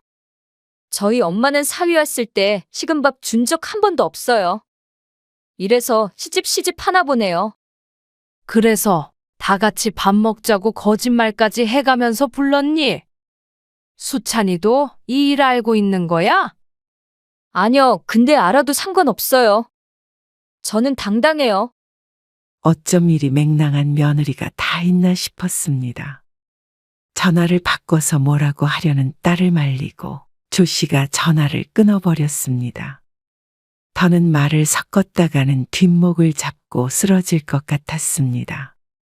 조 씨는 전화를 끊고 차라리 아들에게 전화를 걸었습니다. 그리고 아들에게 따져 묻자 아들이 잠시 말이 없더니 대답했습니다. 제가 지금 밖이라서요. 집에 가서 민선이랑 얘기해보고 다시 연락드릴게요. 그날에는 전화가 오지 않았습니다. 조 씨는 한숨도 제대로 자지 못했습니다. 열불이 나기도 하고 비참하기도 하고 복합적인 감정이 들었습니다.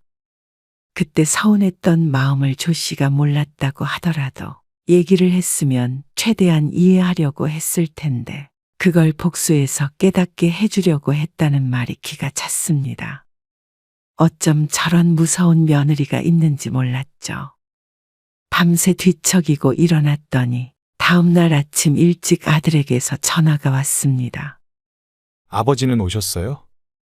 다짜고짜 묻는 아들. 아니, 이따 점심때 오실 거야. 아, 그래요? 민선이랑 얘기해 봤는데요. 제 생각엔 둘 다 잘한 거 없어요. 엄마도 잘한 거 없으시고.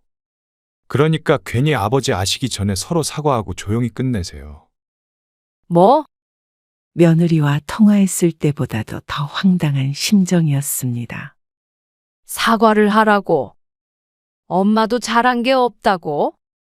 그럼 어떡해요? 저도 결혼했으니까 당연히 와이프 편을 들 수밖에 없죠. 민선이도 식은밥 먹어서 기분 많이 상했었나 봐요. 그러게 왜 그러셨어요? 아무리 그래도 민선이가 갔으면 밥 정도는 새로 해서 주시지. 그러면서 하는 말이 가관이었습니다. 근데 아버지한테는 절대 말씀하지 마세요. 괜히 집안이 시끄러워져요. 그러자 옆에서 듣고 있던 딸이 버럭 소리를 질렀습니다. 오빠 미쳤어? 아들은 아랑곳하지 않고 꼭 아버지에게는 비밀로 하고 화해하라며 전화를 끊었습니다. 딸이 아들에게 전화를 걸었지만 받지 않았습니다. 그리고 점심때가 될 때쯤 딸이 아들네에 찾아가겠다며 집을 나섰다가 1시간 뒤에 다시 돌아왔습니다. 문을 열어주지 않아서 얼굴도 못 보고 돌아왔다면서 말이죠. 그리고 남편이 돌아왔을 때 조 씨가 뭐라고 하기도 전에 딸이 미주알고주알 일러 바쳤습니다. 그렇게 비밀로 하라는 아들의 신신당부에도 불구하고 말이죠. 그러니까 집안이 난리가 났습니다. 남편은 딸이 한 말을 잠자코 듣다가 다시 차키를 들었습니다. 어디가? 수찬이네. 걱정되는 마음에 조 씨가 따라 나섰고 딸도 씩씩거리면서 뒤를 쫓았습니다. 아들네 집에 가서 초인종을 누르니 인터폰을 보고 아들이 금방 문을 열었습니다. 아, 아버지. 여긴 어쩐 일이세요? 좀 들어가마. 남편이 아들을 지나쳐서 안으로 들어갔습니다. 점심을 먹고 있었는지 며느리가 식탁 앞에 앉아 있었습니다. 조 씨의 남편은 서 있는 채로 아들에게 물었습니다. 수경이가 한 말이 다 맞냐? 수경이가 뭐라고 했는데요? 그건 너희가 더 잘 알겠지. 그러자 아들의 얼굴이 시퍼렇게 변했습니다. 너희 도대체 무슨 생각으로 엄마를 그렇게 대해? 남편이 호통을 치자 며느리가 울며 말했습니다. 아니, 아버님. 그러면 요즘 세상에 며느리를 그렇게 대하는 경우가 어디 있어요? 다른 며느리들 같았으면 진작에 발길 끊었을 거예요. 저는 그렇게 하기는 싫고 잘 해결하고 싶어서 똑같이 하면 어머님이 느끼는 바가 있으실 거라고 생각했어요. 그렇게 나름 조용히 해결하려고 한 거예요. 근데 아가씨가 전화를 해서 갑자기 화내고 윽박을 지르는 바람에 안 그래도 임신 초기라 조심해야 하는데 놀랐어요. 그걸 말이라고 해? 수찬이 너? 너는 이 행동이 맞다고 생각하냐? 그러니 아들은 아무 말도 못했습니다. 둘 다 잘못했다는 말은 나오지 않는 모양이었습니다. 남편이 가만히 있다가 식탁 위에 있던 밥그릇을 휙 엎어버렸습니다. 너는 그래놓고는 밥이 목구멍으로 넘어가? 어떻게 이렇게 부모 알기를 우습게 알아? 아버지, 그게 아니라요. 민선이도 나름대로 사정이. 사정이 어찌됐건 간에 그렇게 다 마음에 안 들고 화가 나고 그러면 안 보고 살면 그만이야. 그동안 네 엄마가 너희 눈치 보느라 힘들었던 거 하나도 모르지? 나도 더 이상 네 엄마 고생시킬 마음 없다. 그렇게 잘난 너희가 알아서 살아. 그리고 자식이라는 이유로 받은 지원은 다 돌려줘라. 네? 그게 무슨 말씀이세요? 이 집, 이것도 도로 내놔. 너희 결혼할 때 내가 마련해 준 거지. 아, 아버지, 당장 어디로 가라고요? 민선이 임신했어요. 이러지 마세요. 그러자 며느리가 훌쩍이던 울음을 그쳤습니다. 당장 일이 심각하게 돌아가니 눈치를 보기 시작했죠. 이 집 내놓고 너희가 알아서 살아. 그리고 찾아오지 말아라. 그러면 식은 밥을 먹든 쉰밥을 먹든 하는 일은 없을 거 아니냐. 아버지, 죄송해요.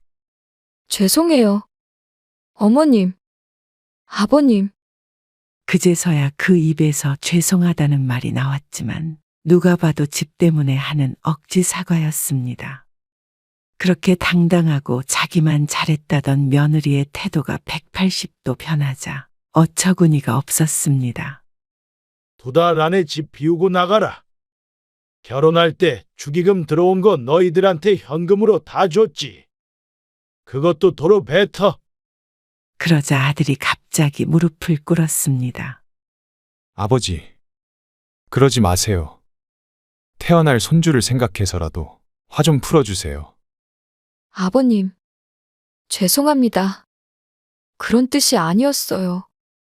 얼마나 손이 발이 되도록 비는지 보는 사람이 다 안타까울 지경이었습니다.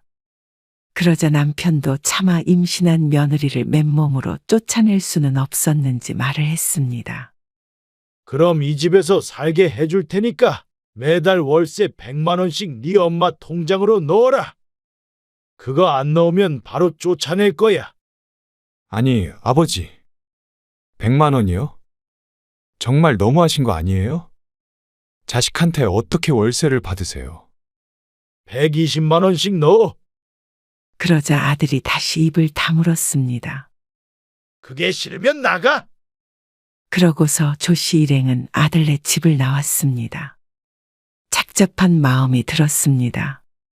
결국엔 돈 때문에 자식의 사과를 받는구나 싶었습니다.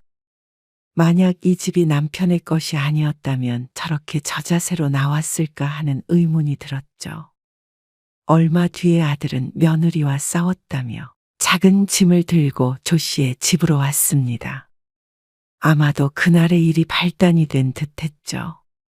그러면서 이혼안에 만회했는데 조씨는 한숨부터 나왔습니다. 지난번에는 잘못했습니다. 제 대처가 잘못됐어요. 사과 충분히 들었으니까 월세 잘 내고. 너희 일은 둘이 알아서 해결해. 조씨는 아들을 집에 들이지 않았습니다. 아니, 월세를 120만 원씩 내면 애는 어떻게 키워요? 그것 때문에 싸운 거잖아요. 네 애지, 내 애니? 그러고서는 문을 쾅 닫아버렸습니다. 아들은 다시 집으로 돌아간 것 같았고, 이혼한다는 말 없이 있는 걸 보니 잘 화해를 했던가, 애초에 이혼할 생각 없이 월세를 안 내려고 조 씨를 설득하고자 쇼를 한 것 같기도 했습니다. 아버지가 무섭긴 했는지 다음 달부터 월세 120만 원이 조 씨의 통장으로 들어왔습니다. 그리고 조 씨는 아들을 안 보고 지냈습니다. 아들을 보면 며느리도 봐야 할 텐데 그 얼굴을 안 보고 싶었습니다. 손님으로 대하라고 했으니 반갑지 않은 손님으로 대하면 될 것 같았습니다. 전화가 와도 받지 않고 찾아와도 집에 안 들이면 그만인 손님 말이죠. 가족이 아니니 죄책감은 가질 필요가 없을 듯 했습니다.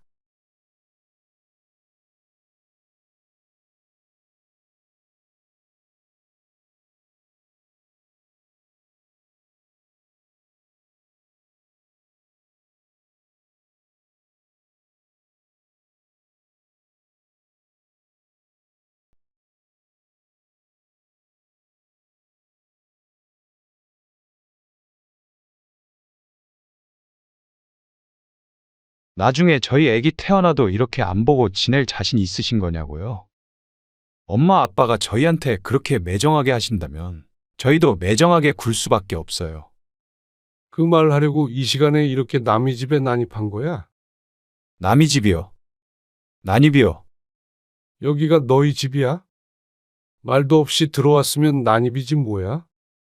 그리고 지금 나중에 손주 얼굴 안 보여주겠다고 협박이라도 하는 거야? 협박이 아니고요. 일어날 수 있는 일에 대해서 미리 경고 드리는 거예요. 그래. 부모가 자기 자식 안 보여주고 싶다는데 어쩔 수 없지. 네? 그리고 앞으로 이렇게 함부로 쳐들어오지 말아라. 자식이라고 부모 집에 이렇게 마음대로 와도 되는 줄 알아. 너희가 이렇게 말도 없이 한 번 찾아오면 우리는 2번 찾아갈 거니까 그런 줄 알아. 오늘 이야기 속 주인공은 57세 신미경 씨입니다. 그리고 그녀의 아들과 며느리에 관한 이야기이죠. 신 씨는 아들 며느리가 집에 찾아오는 것이 부담스러웠습니다. 정확히 말하자면 예고도 없이 들이닥치는 것이 무척 불편했죠. 아들이 결혼하고 남편과 둘이서 편히 지내다가 말도 없이 아들 부부가 오면 급히 청소하랴 밥 차리랴. 시부모님보다 더 힘든 존재들이었습니다. 게다가 며느리가 임신을 하면서 당연하듯 손주를 봐줄 것을 요구하니 차라리 이제는 찾아오지 말았으면 하는 마음도 들었습니다. 어째서 자식은 부모 집에 마음대로 쳐들어와도 되고 부모는 무조건적으로 자식을 위해 희생을 해야 하는지 몰랐습니다. 그걸 거절한다면 매정하다는 소리를 들었습니다. 신 씨는 아직 50대였습니다. 나이 들었다면 나이 들었고 또 젊다면 젊은 나이. 자식들 다 키워놨으니 이제는 신 씨 부부만을 위한 삶을 살고 싶었습니다. 부모로서 할 의무는 충분히 다했고 남들보다 넘치면 넘쳤지 부족한 사랑을 줬다고 생각하지 않았습니다. 그래서 결혼할 때도 많은 지원을 해주었고 말이죠. 신 씨는 부모라고 죽을 때까지 자식만을 위해 살다가 죽으라는 법은 없다고 생각했습니다. 그리고 그런 희생을 강요하고 그저 자신들 인생이 먼저인 자식 며느리는 신 씨도 사양이었습니다. 신 씨는 아들, 딸이 하나씩 있었습니다.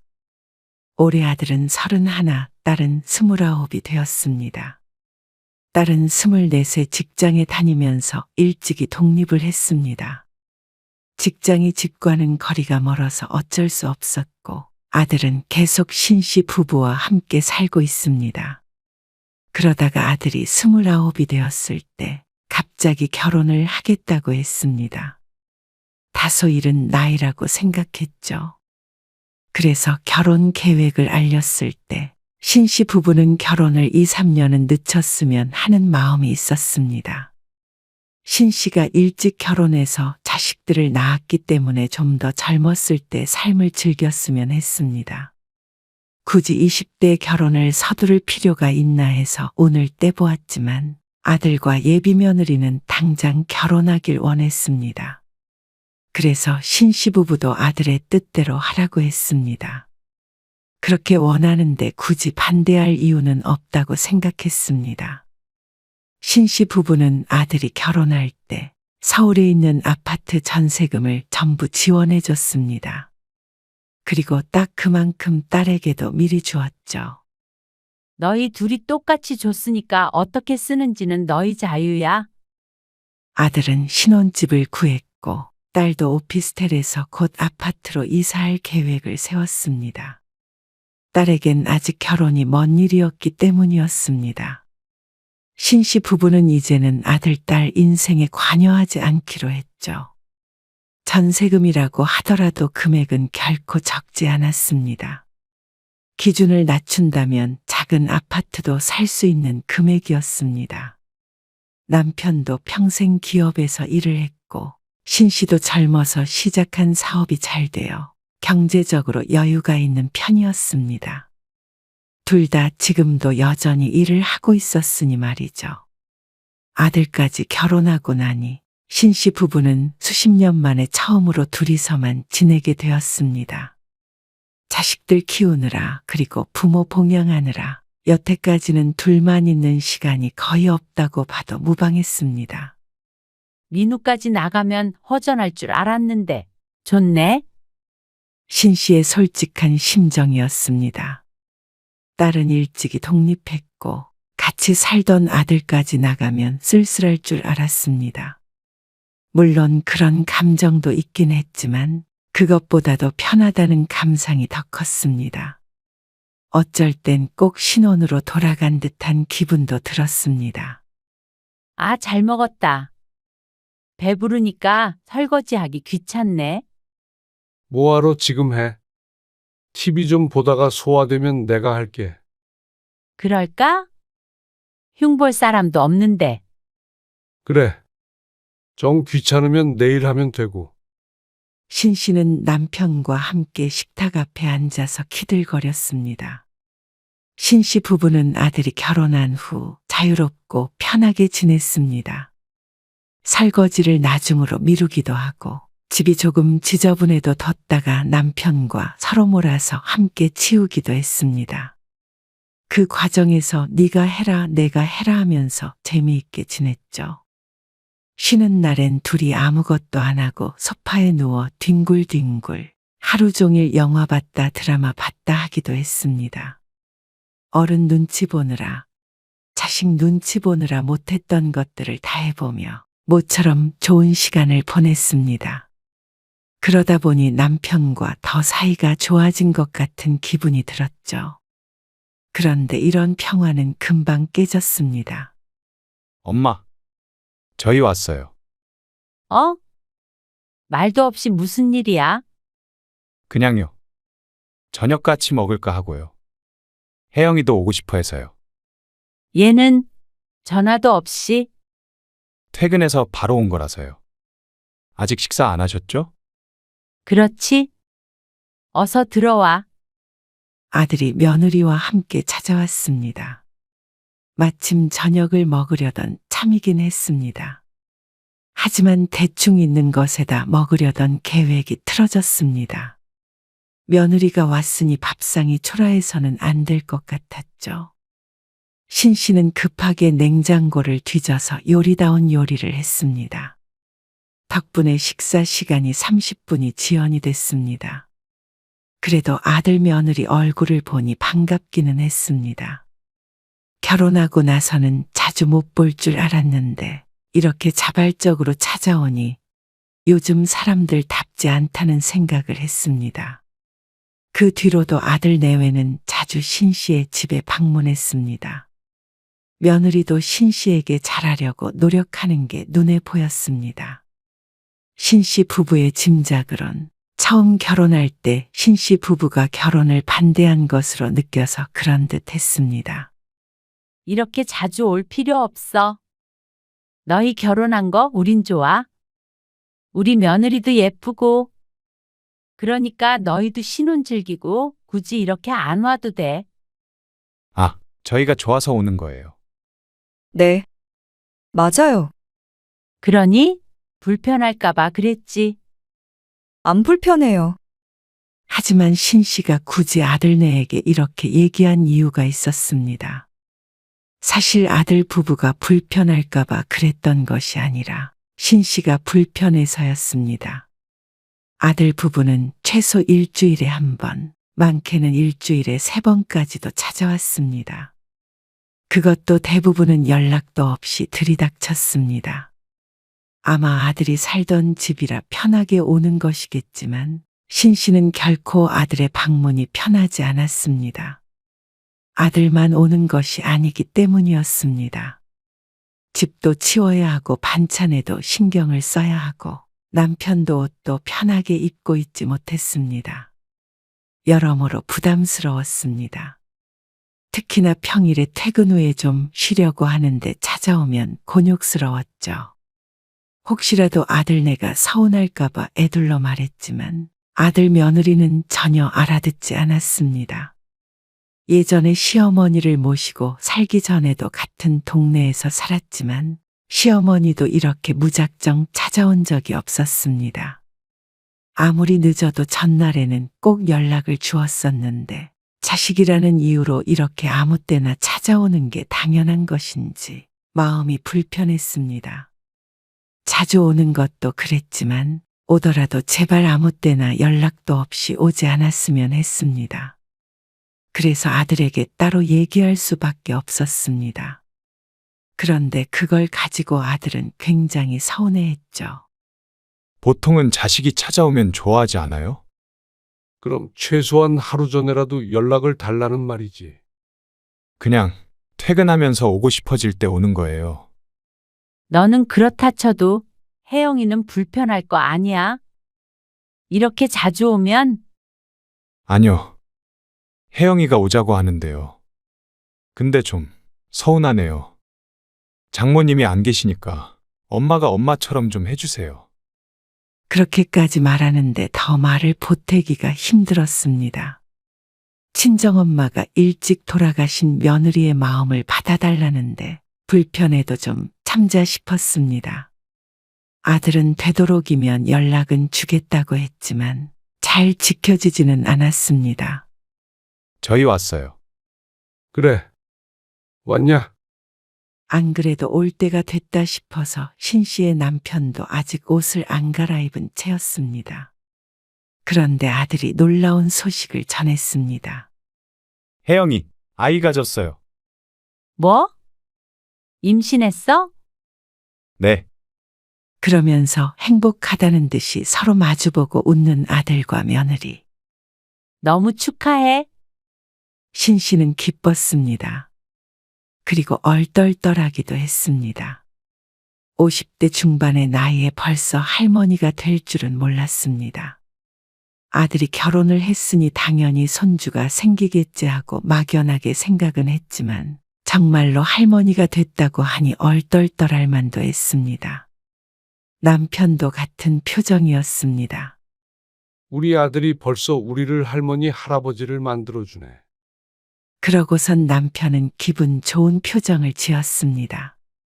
오늘도 예고 없이 찾아왔지만 식사 분위기는 무척 화기애애했습니다. 그리고 아들 며느리가 집에 돌아간 뒤에는 딸의 조언을 들어서 며느리에게 산후조리원 비용을 보내주었습니다. 그리고 며칠 뒤에는 축하 선물도 따로 보내주었습니다.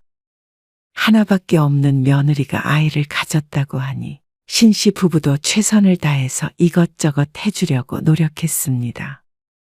그런데 아들은 그 외에도 신 씨 부부에게 다른 것을 요구했습니다. 저희가 맞벌이도 해야 되고 그러니까요. 아기 태어나면 엄마가 좀 봐주셨으면 해요. 뭐? 나?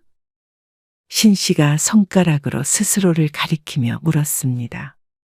그러자 아들이 고개를 끄덕였습니다. 아주 당연하다는 듯한 표정으로 말이죠. 물론 공짜로 부탁드리는 건 아니에요. 한 달에 100만 원씩 드릴게요. 사뭇 의기양양해 보이는 모습에 신 씨는 어안이 벙벙했습니다. 신 씨가 집에서 노는 게 아니라는 걸 아는데도 100만 원에 저렇게 당당할 수 있다는 게 놀라웠죠. 신 씨의 남편은 대기업에 다녔고 신 씨는 사업을 했습니다.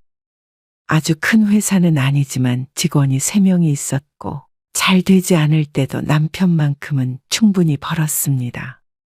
남편이 종종 자신이 퇴직하면 취직시켜달라고 농담처럼 말하곤 했는데 아들은 그런 사정은 모르는 모양이었습니다.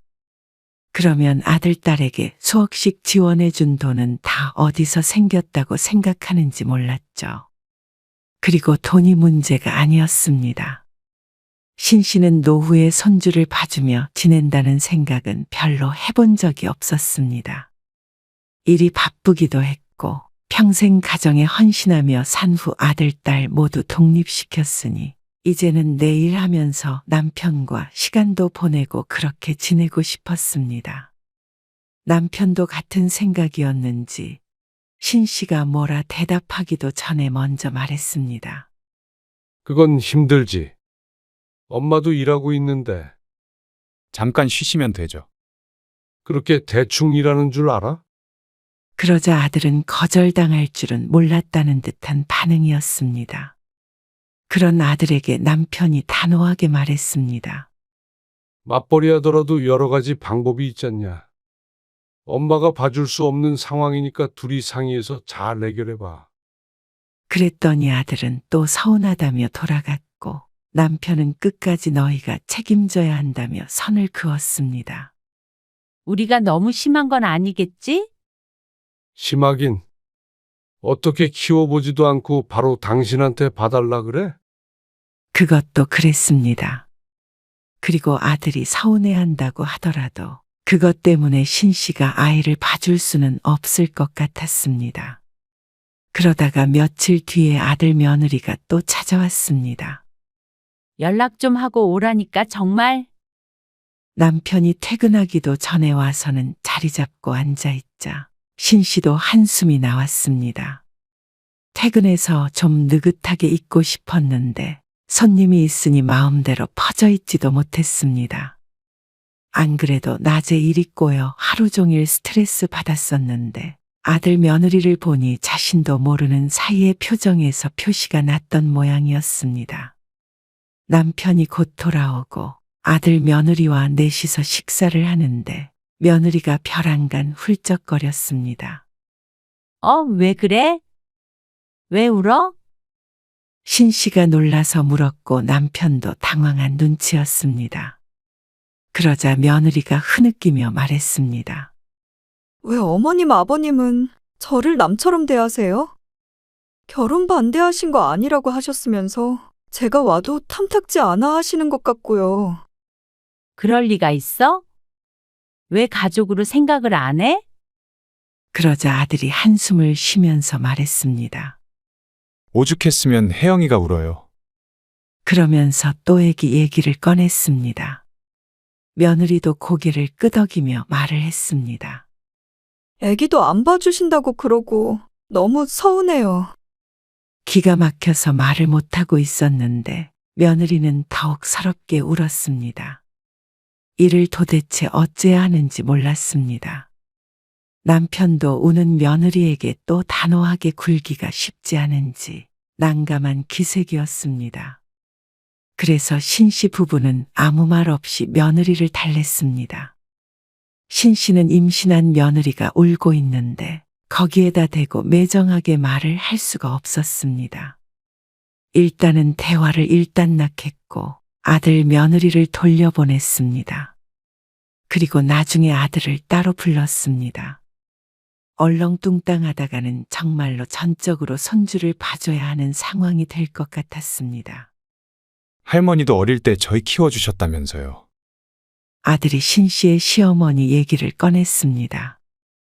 신 씨가 둘째까지 낳고 다시 일을 시작하려는데 1년간 시어머니가 왔다 갔다 하면서 아이들을 봐주었죠.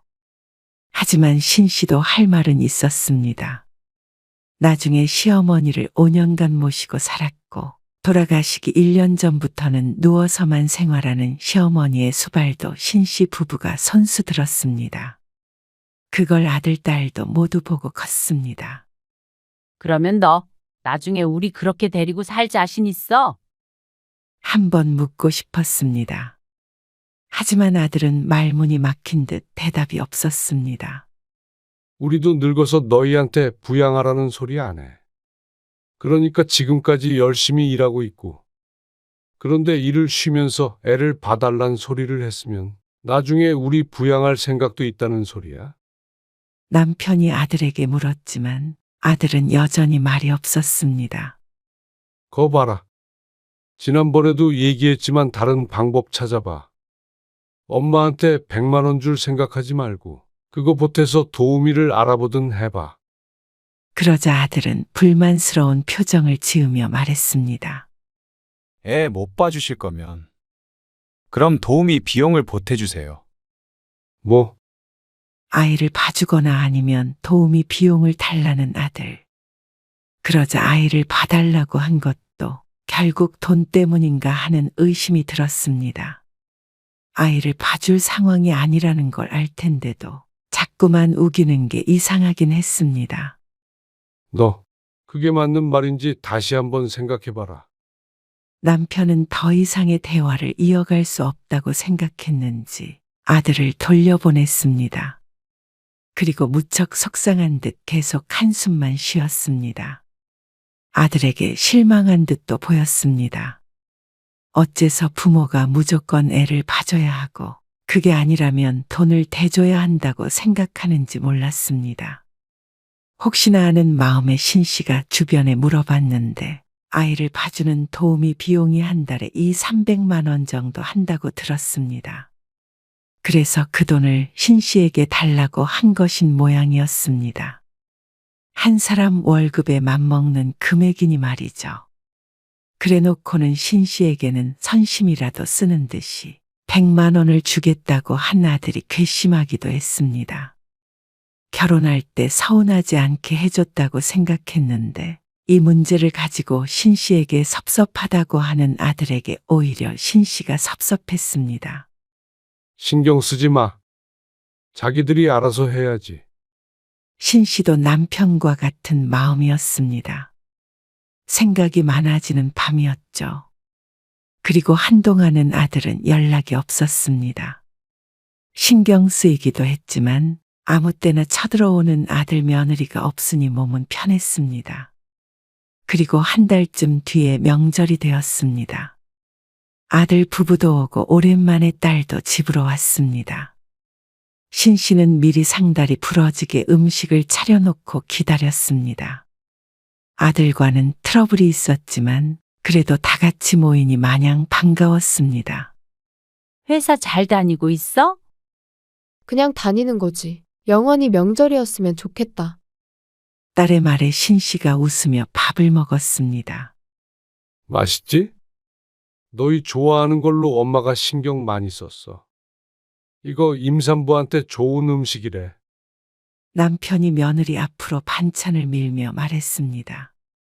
다들 맛있게 먹는 것을 보니 아침부터 분주하게 움직인 보람이 있었습니다. 그런데 거의 식사가 끝나갈 때쯤 아들이 또 좋았던 분위기에 찬물을 부었습니다. 또 똑같은 말이었습니다. 애를 봐주거나 도우미 비용을 대주거나. 이제는 신씨도 화가 났습니다. 도우미를 못 구하겠으면 둘 중 하나가 휴직하고 어느 정도 클 때까지 애 보면 되잖아. 그래도 도우미를 쓰는 게 이득이면 그렇게 하면 되고. 그걸 왜 엄마 아빠한테 달라고 하는 거야? 요즘 도우미 쓰는 게 얼마나 비싼데요. 참, 그래놓고 엄마한테는 100만 원 준대. 그건 그래도 그 정도는 다 부모님이 대주는 추세예요. 너 결혼한다고 집 해줬고, 아이 생겼다고 해서 산후조리원 비용도 줬어. 선물도 따로 줬고, 그 정도면 충분하지 않아? 맞벌이 하면서 애 키우는 게 얼마나 힘든데요. 그렇다고 하더라도 너희가 돌봐보고 너무 힘드니 좀 도와줘라 하는 것도 아니고 말이야. 무조건 부모 보고 책임지라는 게 말이 돼? 다들 쥐죽은 듯 조용해졌습니다. 딸도 조용히 젓가락을 내려놓았습니다. 그리고는 눈치를 보며 눈을 대굴대굴 굴렸습니다. 그런데 또다시 울음을 터뜨리는 며느리 때문에 분위기는 더욱 엉망이 되었습니다. 뭘 했다고 눈물을 흘리는 것인지 몰랐습니다. 꼭 임신한 며느리를 괴롭히는 못된 시어머니가 된 것 같아서 마음이 좋지 않았습니다. 하지만 여기서 이야기를 마무리 짓지 못하면 또다시 찾아와서 엉뚱한 소리를 할 것만 같았습니다. 왜 또 애를 울리세요? 다들 애기 생기면 할머니, 할아버지가 손주 봐줘요. 원망 섞인 아들의 말에 남편이 언성을 높였습니다. 누가 너희한테 애 낳아달라고 했냐? 어째서 당연히 할머니, 할아버지가 봐줘야 하는 거야? 그게 아니면 돈을 달라고? 이건 자식이 아니라 날강도가 따로 없네. 날강도라니요. 이러니까 혜영이가 서운하다고 우는 거잖아요. 아들이 억울하다는 듯이 말했습니다. 기가 차서 말도 나오지 않았죠. 딱 그 집까지가 엄마 아빠 할 도리는 한 거야. 그러니까 너희 가정은 너희가 알아서 해. 왜 이렇게 매정하세요? 애 안 봐줬다고 매정하다고 하는 너희들이 매정하다. 집에 와서 이렇게 맛있는 거 먹고 좋은 시간 보내고 그런 거 다 좋아. 그런데 그 이상의 희생까지는 요구하지 말어. 부모도 부모의 인생이 있는 거야. 이런 거 저런 거 다 떠나서 엄마 아빠 이제 곧 환갑인데 이제는 둘이 좀 편히 지내자. 지우 너도 새겨들어. 남편이 딸에게 말했습니다. 자기 일이 아닌 듯 강 건너 불구경하듯 앉아있던 딸이 화들짝 놀랐습니다. 나? 그래. 너도 나중에 결혼하면 애 봐달라느니 그런 거 하지 마. 결혼도 안 했는데. 나중에 딴 말 하지 말란 소리야. 둘 다 똑같이 안 봐주는 거니까. 아들의 얼굴이 울그락불그락해졌습니다. 화가 난 건지 억울한 건지 모르겠지만 이번 일로 확실히 신씨 부부의 뜻을 알아들은 것은 같았습니다. 엄마 아빠도 더 나이 들면 좋은 시간 보내려고 해도 못 보내. 15년, 20년. 그 정도 지나면 여행이나 마음껏 다니겠어. 안 그래도 요즘 무릎 아파서 죽겠는데. 그렇게 원망하는 눈으로 쳐다봐도 소용없어. 매정하다고 생각할 수도 있겠지만 그것도 어쩔 수 없어. 나도 손주 태어나면 당연히 예쁘겠지. 너희 힘들 때 한 번씩 봐줄 수 있어, 당연히. 근데 너희가 한 부탁은 들어줄 수 없어. 이 대화는 이번이 마지막인 걸로 하자. 신씨도 정말 마지막이라고 생각하고 아들에게 못을 박았습니다. 대답이 없길래 아들도 납득은 못했어도 무슨 말인지는 충분히 알아들은 줄 알았습니다. 과일 먹자. 남편이 과일을 가지고 나왔고 신씨는 며느리의 어깨를 토닥거렸습니다. 너무 상심하지 않았으면 하는 마음이었습니다. 아들은 한참을 말없이 앉아 있다가 이내 과일도 먹고 평소처럼 대화를 나눴습니다. 며느리도 눈물을 그쳤고 말이죠. 신씨는 마음속으로 안도를 했습니다. 요즘 가장 신경 쓰이던 일이었는데 마무리가 잘 됐다고 생각했습니다. 지우 너는 남자친구 없어? 있긴 있지. 있긴 있는 건 뭐야? 아직 결혼 생각은 없다는 거지. 그러면서 딸은 아들을 힐끔 바라보았습니다. 그러자 아들도 그 눈길을 느꼈는지 인상을 찌푸렸습니다. 그의 딸은 어깨를 으쓱하고 말았습니다. 아들은 다음날 오전에 밥을 먹고 처가에 간다며 집을 나섰습니다. 장인어른만 계시니 서두르겠다며 일찍 일어났고 딸은 좀 더 있다가 다음날 가겠다고 했죠. 그리고 그날 이후로 아들은 조금 변했습니다. 자주 하던 전화도 뜸해졌고 어떨 때는 신 씨가 전화를 걸어도 받지 않았습니다. 부재중 전화가 떠 있을 텐데도 다시 전화를 주지 않는 경우도 있었습니다. 아무래도 명절에 기분이 상했던 것 같지? 뭐하러 신경 써? 안 받으면 하지 마. 기분이 그렇다? 뭐가? 씁쓸하네. 우리가 너무 오냐오냐 키웠나 봐. 신 씨의 말에 남편도 고개를 끄덕였습니다. 그러니까 부모가 당연히 다 해줘야 한다고 생각하는 거겠지. 너무 의존적이야. 근데 우리가 그렇게 키운 걸 어떡해? 이렇게 연락 끊으려는 걸까? 그렇기야 하겠어. 그리고 그렇다고 하더라도 뭘 어떻게 해. 그래서 일도 안 하고 애 봐주게. 그건 아니지. 그러면 너무 신경 쓰지 마. 알았어. 모처럼 둘이 데이트나 하고 올까? 어디 가게? 그냥 유 앞에서 산책하다가 밥 먹고 들어오지 뭐. 그래. 그래서 그날 이후로 신 씨도 아들에게 연락하지 않았습니다. 그러자 애가 탄 것은 아들 부부였던 모양이었습니다. 한 달쯤 지나자 아들이 며느리와 함께 또다시 신 씨의 집으로 찾아왔습니다. 비밀번호가 눌리고 벌컥 열리는 현관에 신 씨는 깜짝 놀라 작게 비명을 질렀습니다. 남편이 이미 집에 있으니 들어올 사람이라고는 아들밖에 없을 텐데 오랜만이라 그런가 많이 놀랐죠.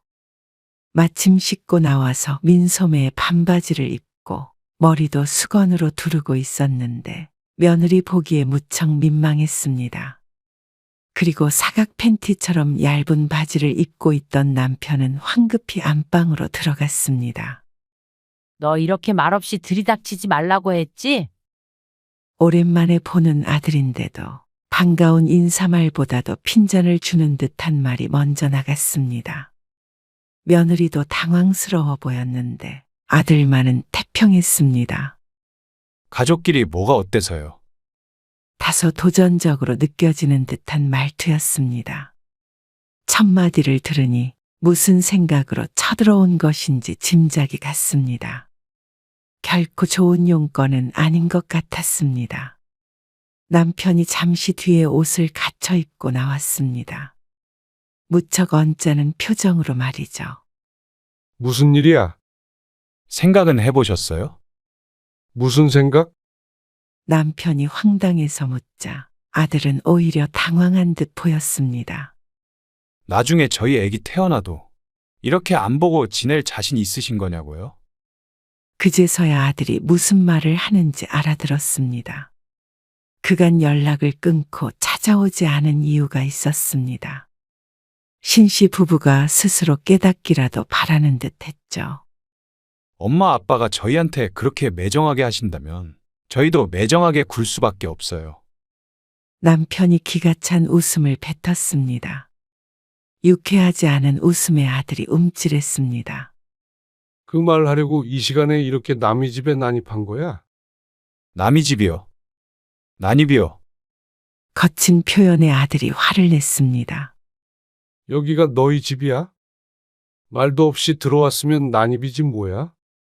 기가 죽었을 것으로 예상하고 왔는지 아들은 기대와는 다른 반응에 놀란 듯 보였습니다. 지금 나중에 손주 얼굴 안 보여주겠다고 협박이라도 하는 거야? 협박이 아니고요. 일어날 수 있는 일에 대해서 미리 경고 드리는 거예요. 경고? 말이 그렇다는 거죠. 그게 협박이라는 거야. 그렇게 받아들이셨다면 어쩔 수 없고요. 저희도 이번 일로 엄마 아빠한테 실망이 커서요. 그래. 부모가 자기 자식 안 보여주고 싶다는데 어쩔 수 없지. 네? 남편의 말에 아들은 바보같이 되물었습니다. 아직 나오지 않은 손주가 뭐가 예쁘다고 그런 협박에 벌벌 떨겠냐. 진짜 너무하신 거 아니에요? 버럭 성질을 내는 아들을 제쳐두고 이번엔 신 씨가 며느리에게 물었습니다. 지난번에 민호한테도 얘기했었는데 너희는 우리 노후 책임질 생각은 하고 이러는 거야? 나중에 나이 들면 우리랑 같이 살면서 병수발도 들고 그렇게 살래? 아, 그거랑 무슨 상관이에요? 그 정도 생각도 없이 엄마 아빠한테만 희생을 강요해? 손주 봐주는 게 뭐가 희생이에요? 다들 오히려 고맙다고 그래요. 며느리는 그런 생각은 안 해보았는지 얼굴이 하얘져서 대답이 없었습니다. 아니, 노후에 책임지는 거 우리도 안 바란다. 그러니까 너희도 너희 앞가림 알아서 해. 애를 낳기도 전에 우리 보고 키우라고 하는 게 말이 되니. 육아휴직도 있고 얼마든지 애 키울 방법 있잖아.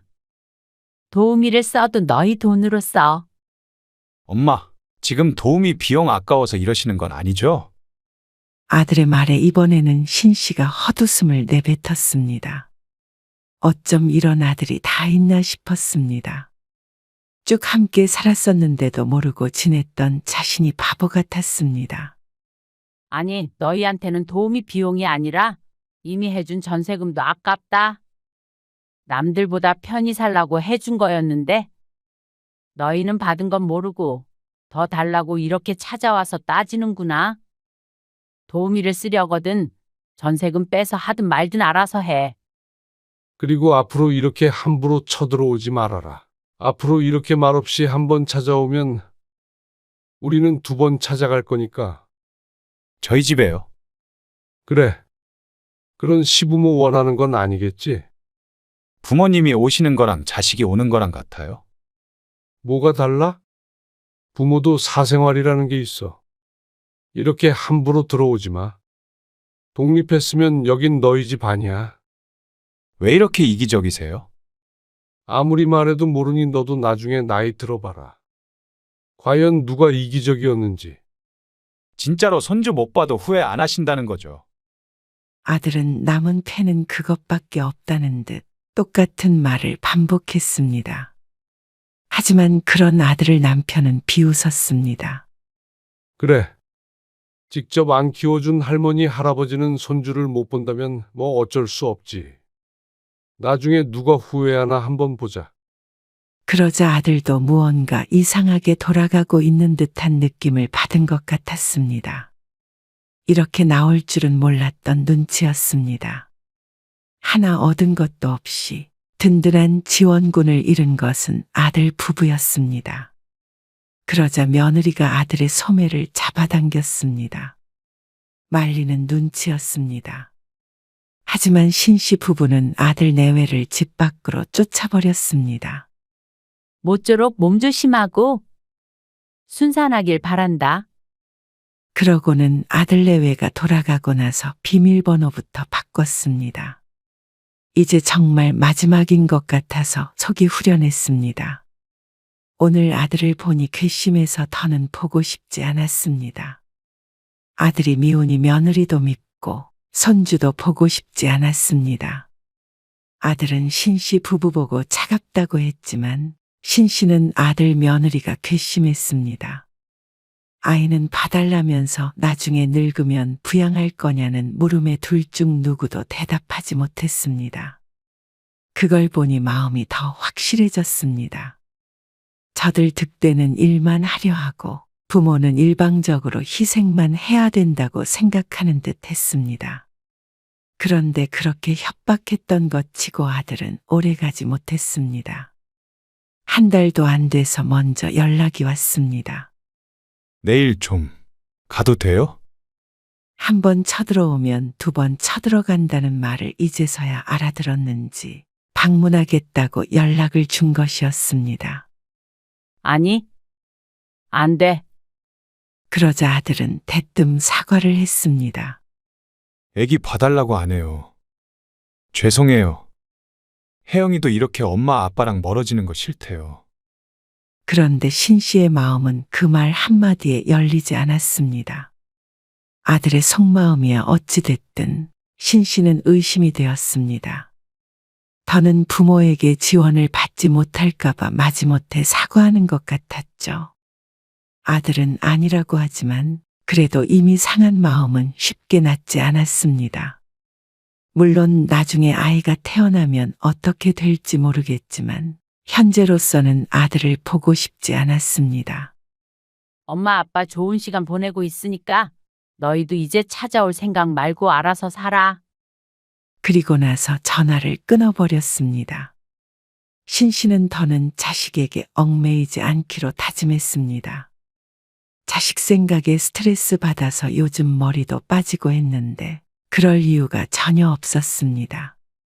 부모의 의무는 다 했으니 이제는 좀 더 신씨 부부만의 삶에 집중하며 살기로 했습니다.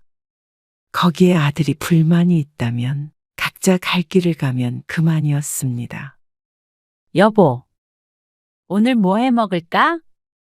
귀찮은데 라면 먹자. 내가 솜씨 좀 발휘해 볼게. 좋아. 신 씨는 앞으로도 이렇게 살 수 있다면 만족스러운 인생이라고 생각했습니다.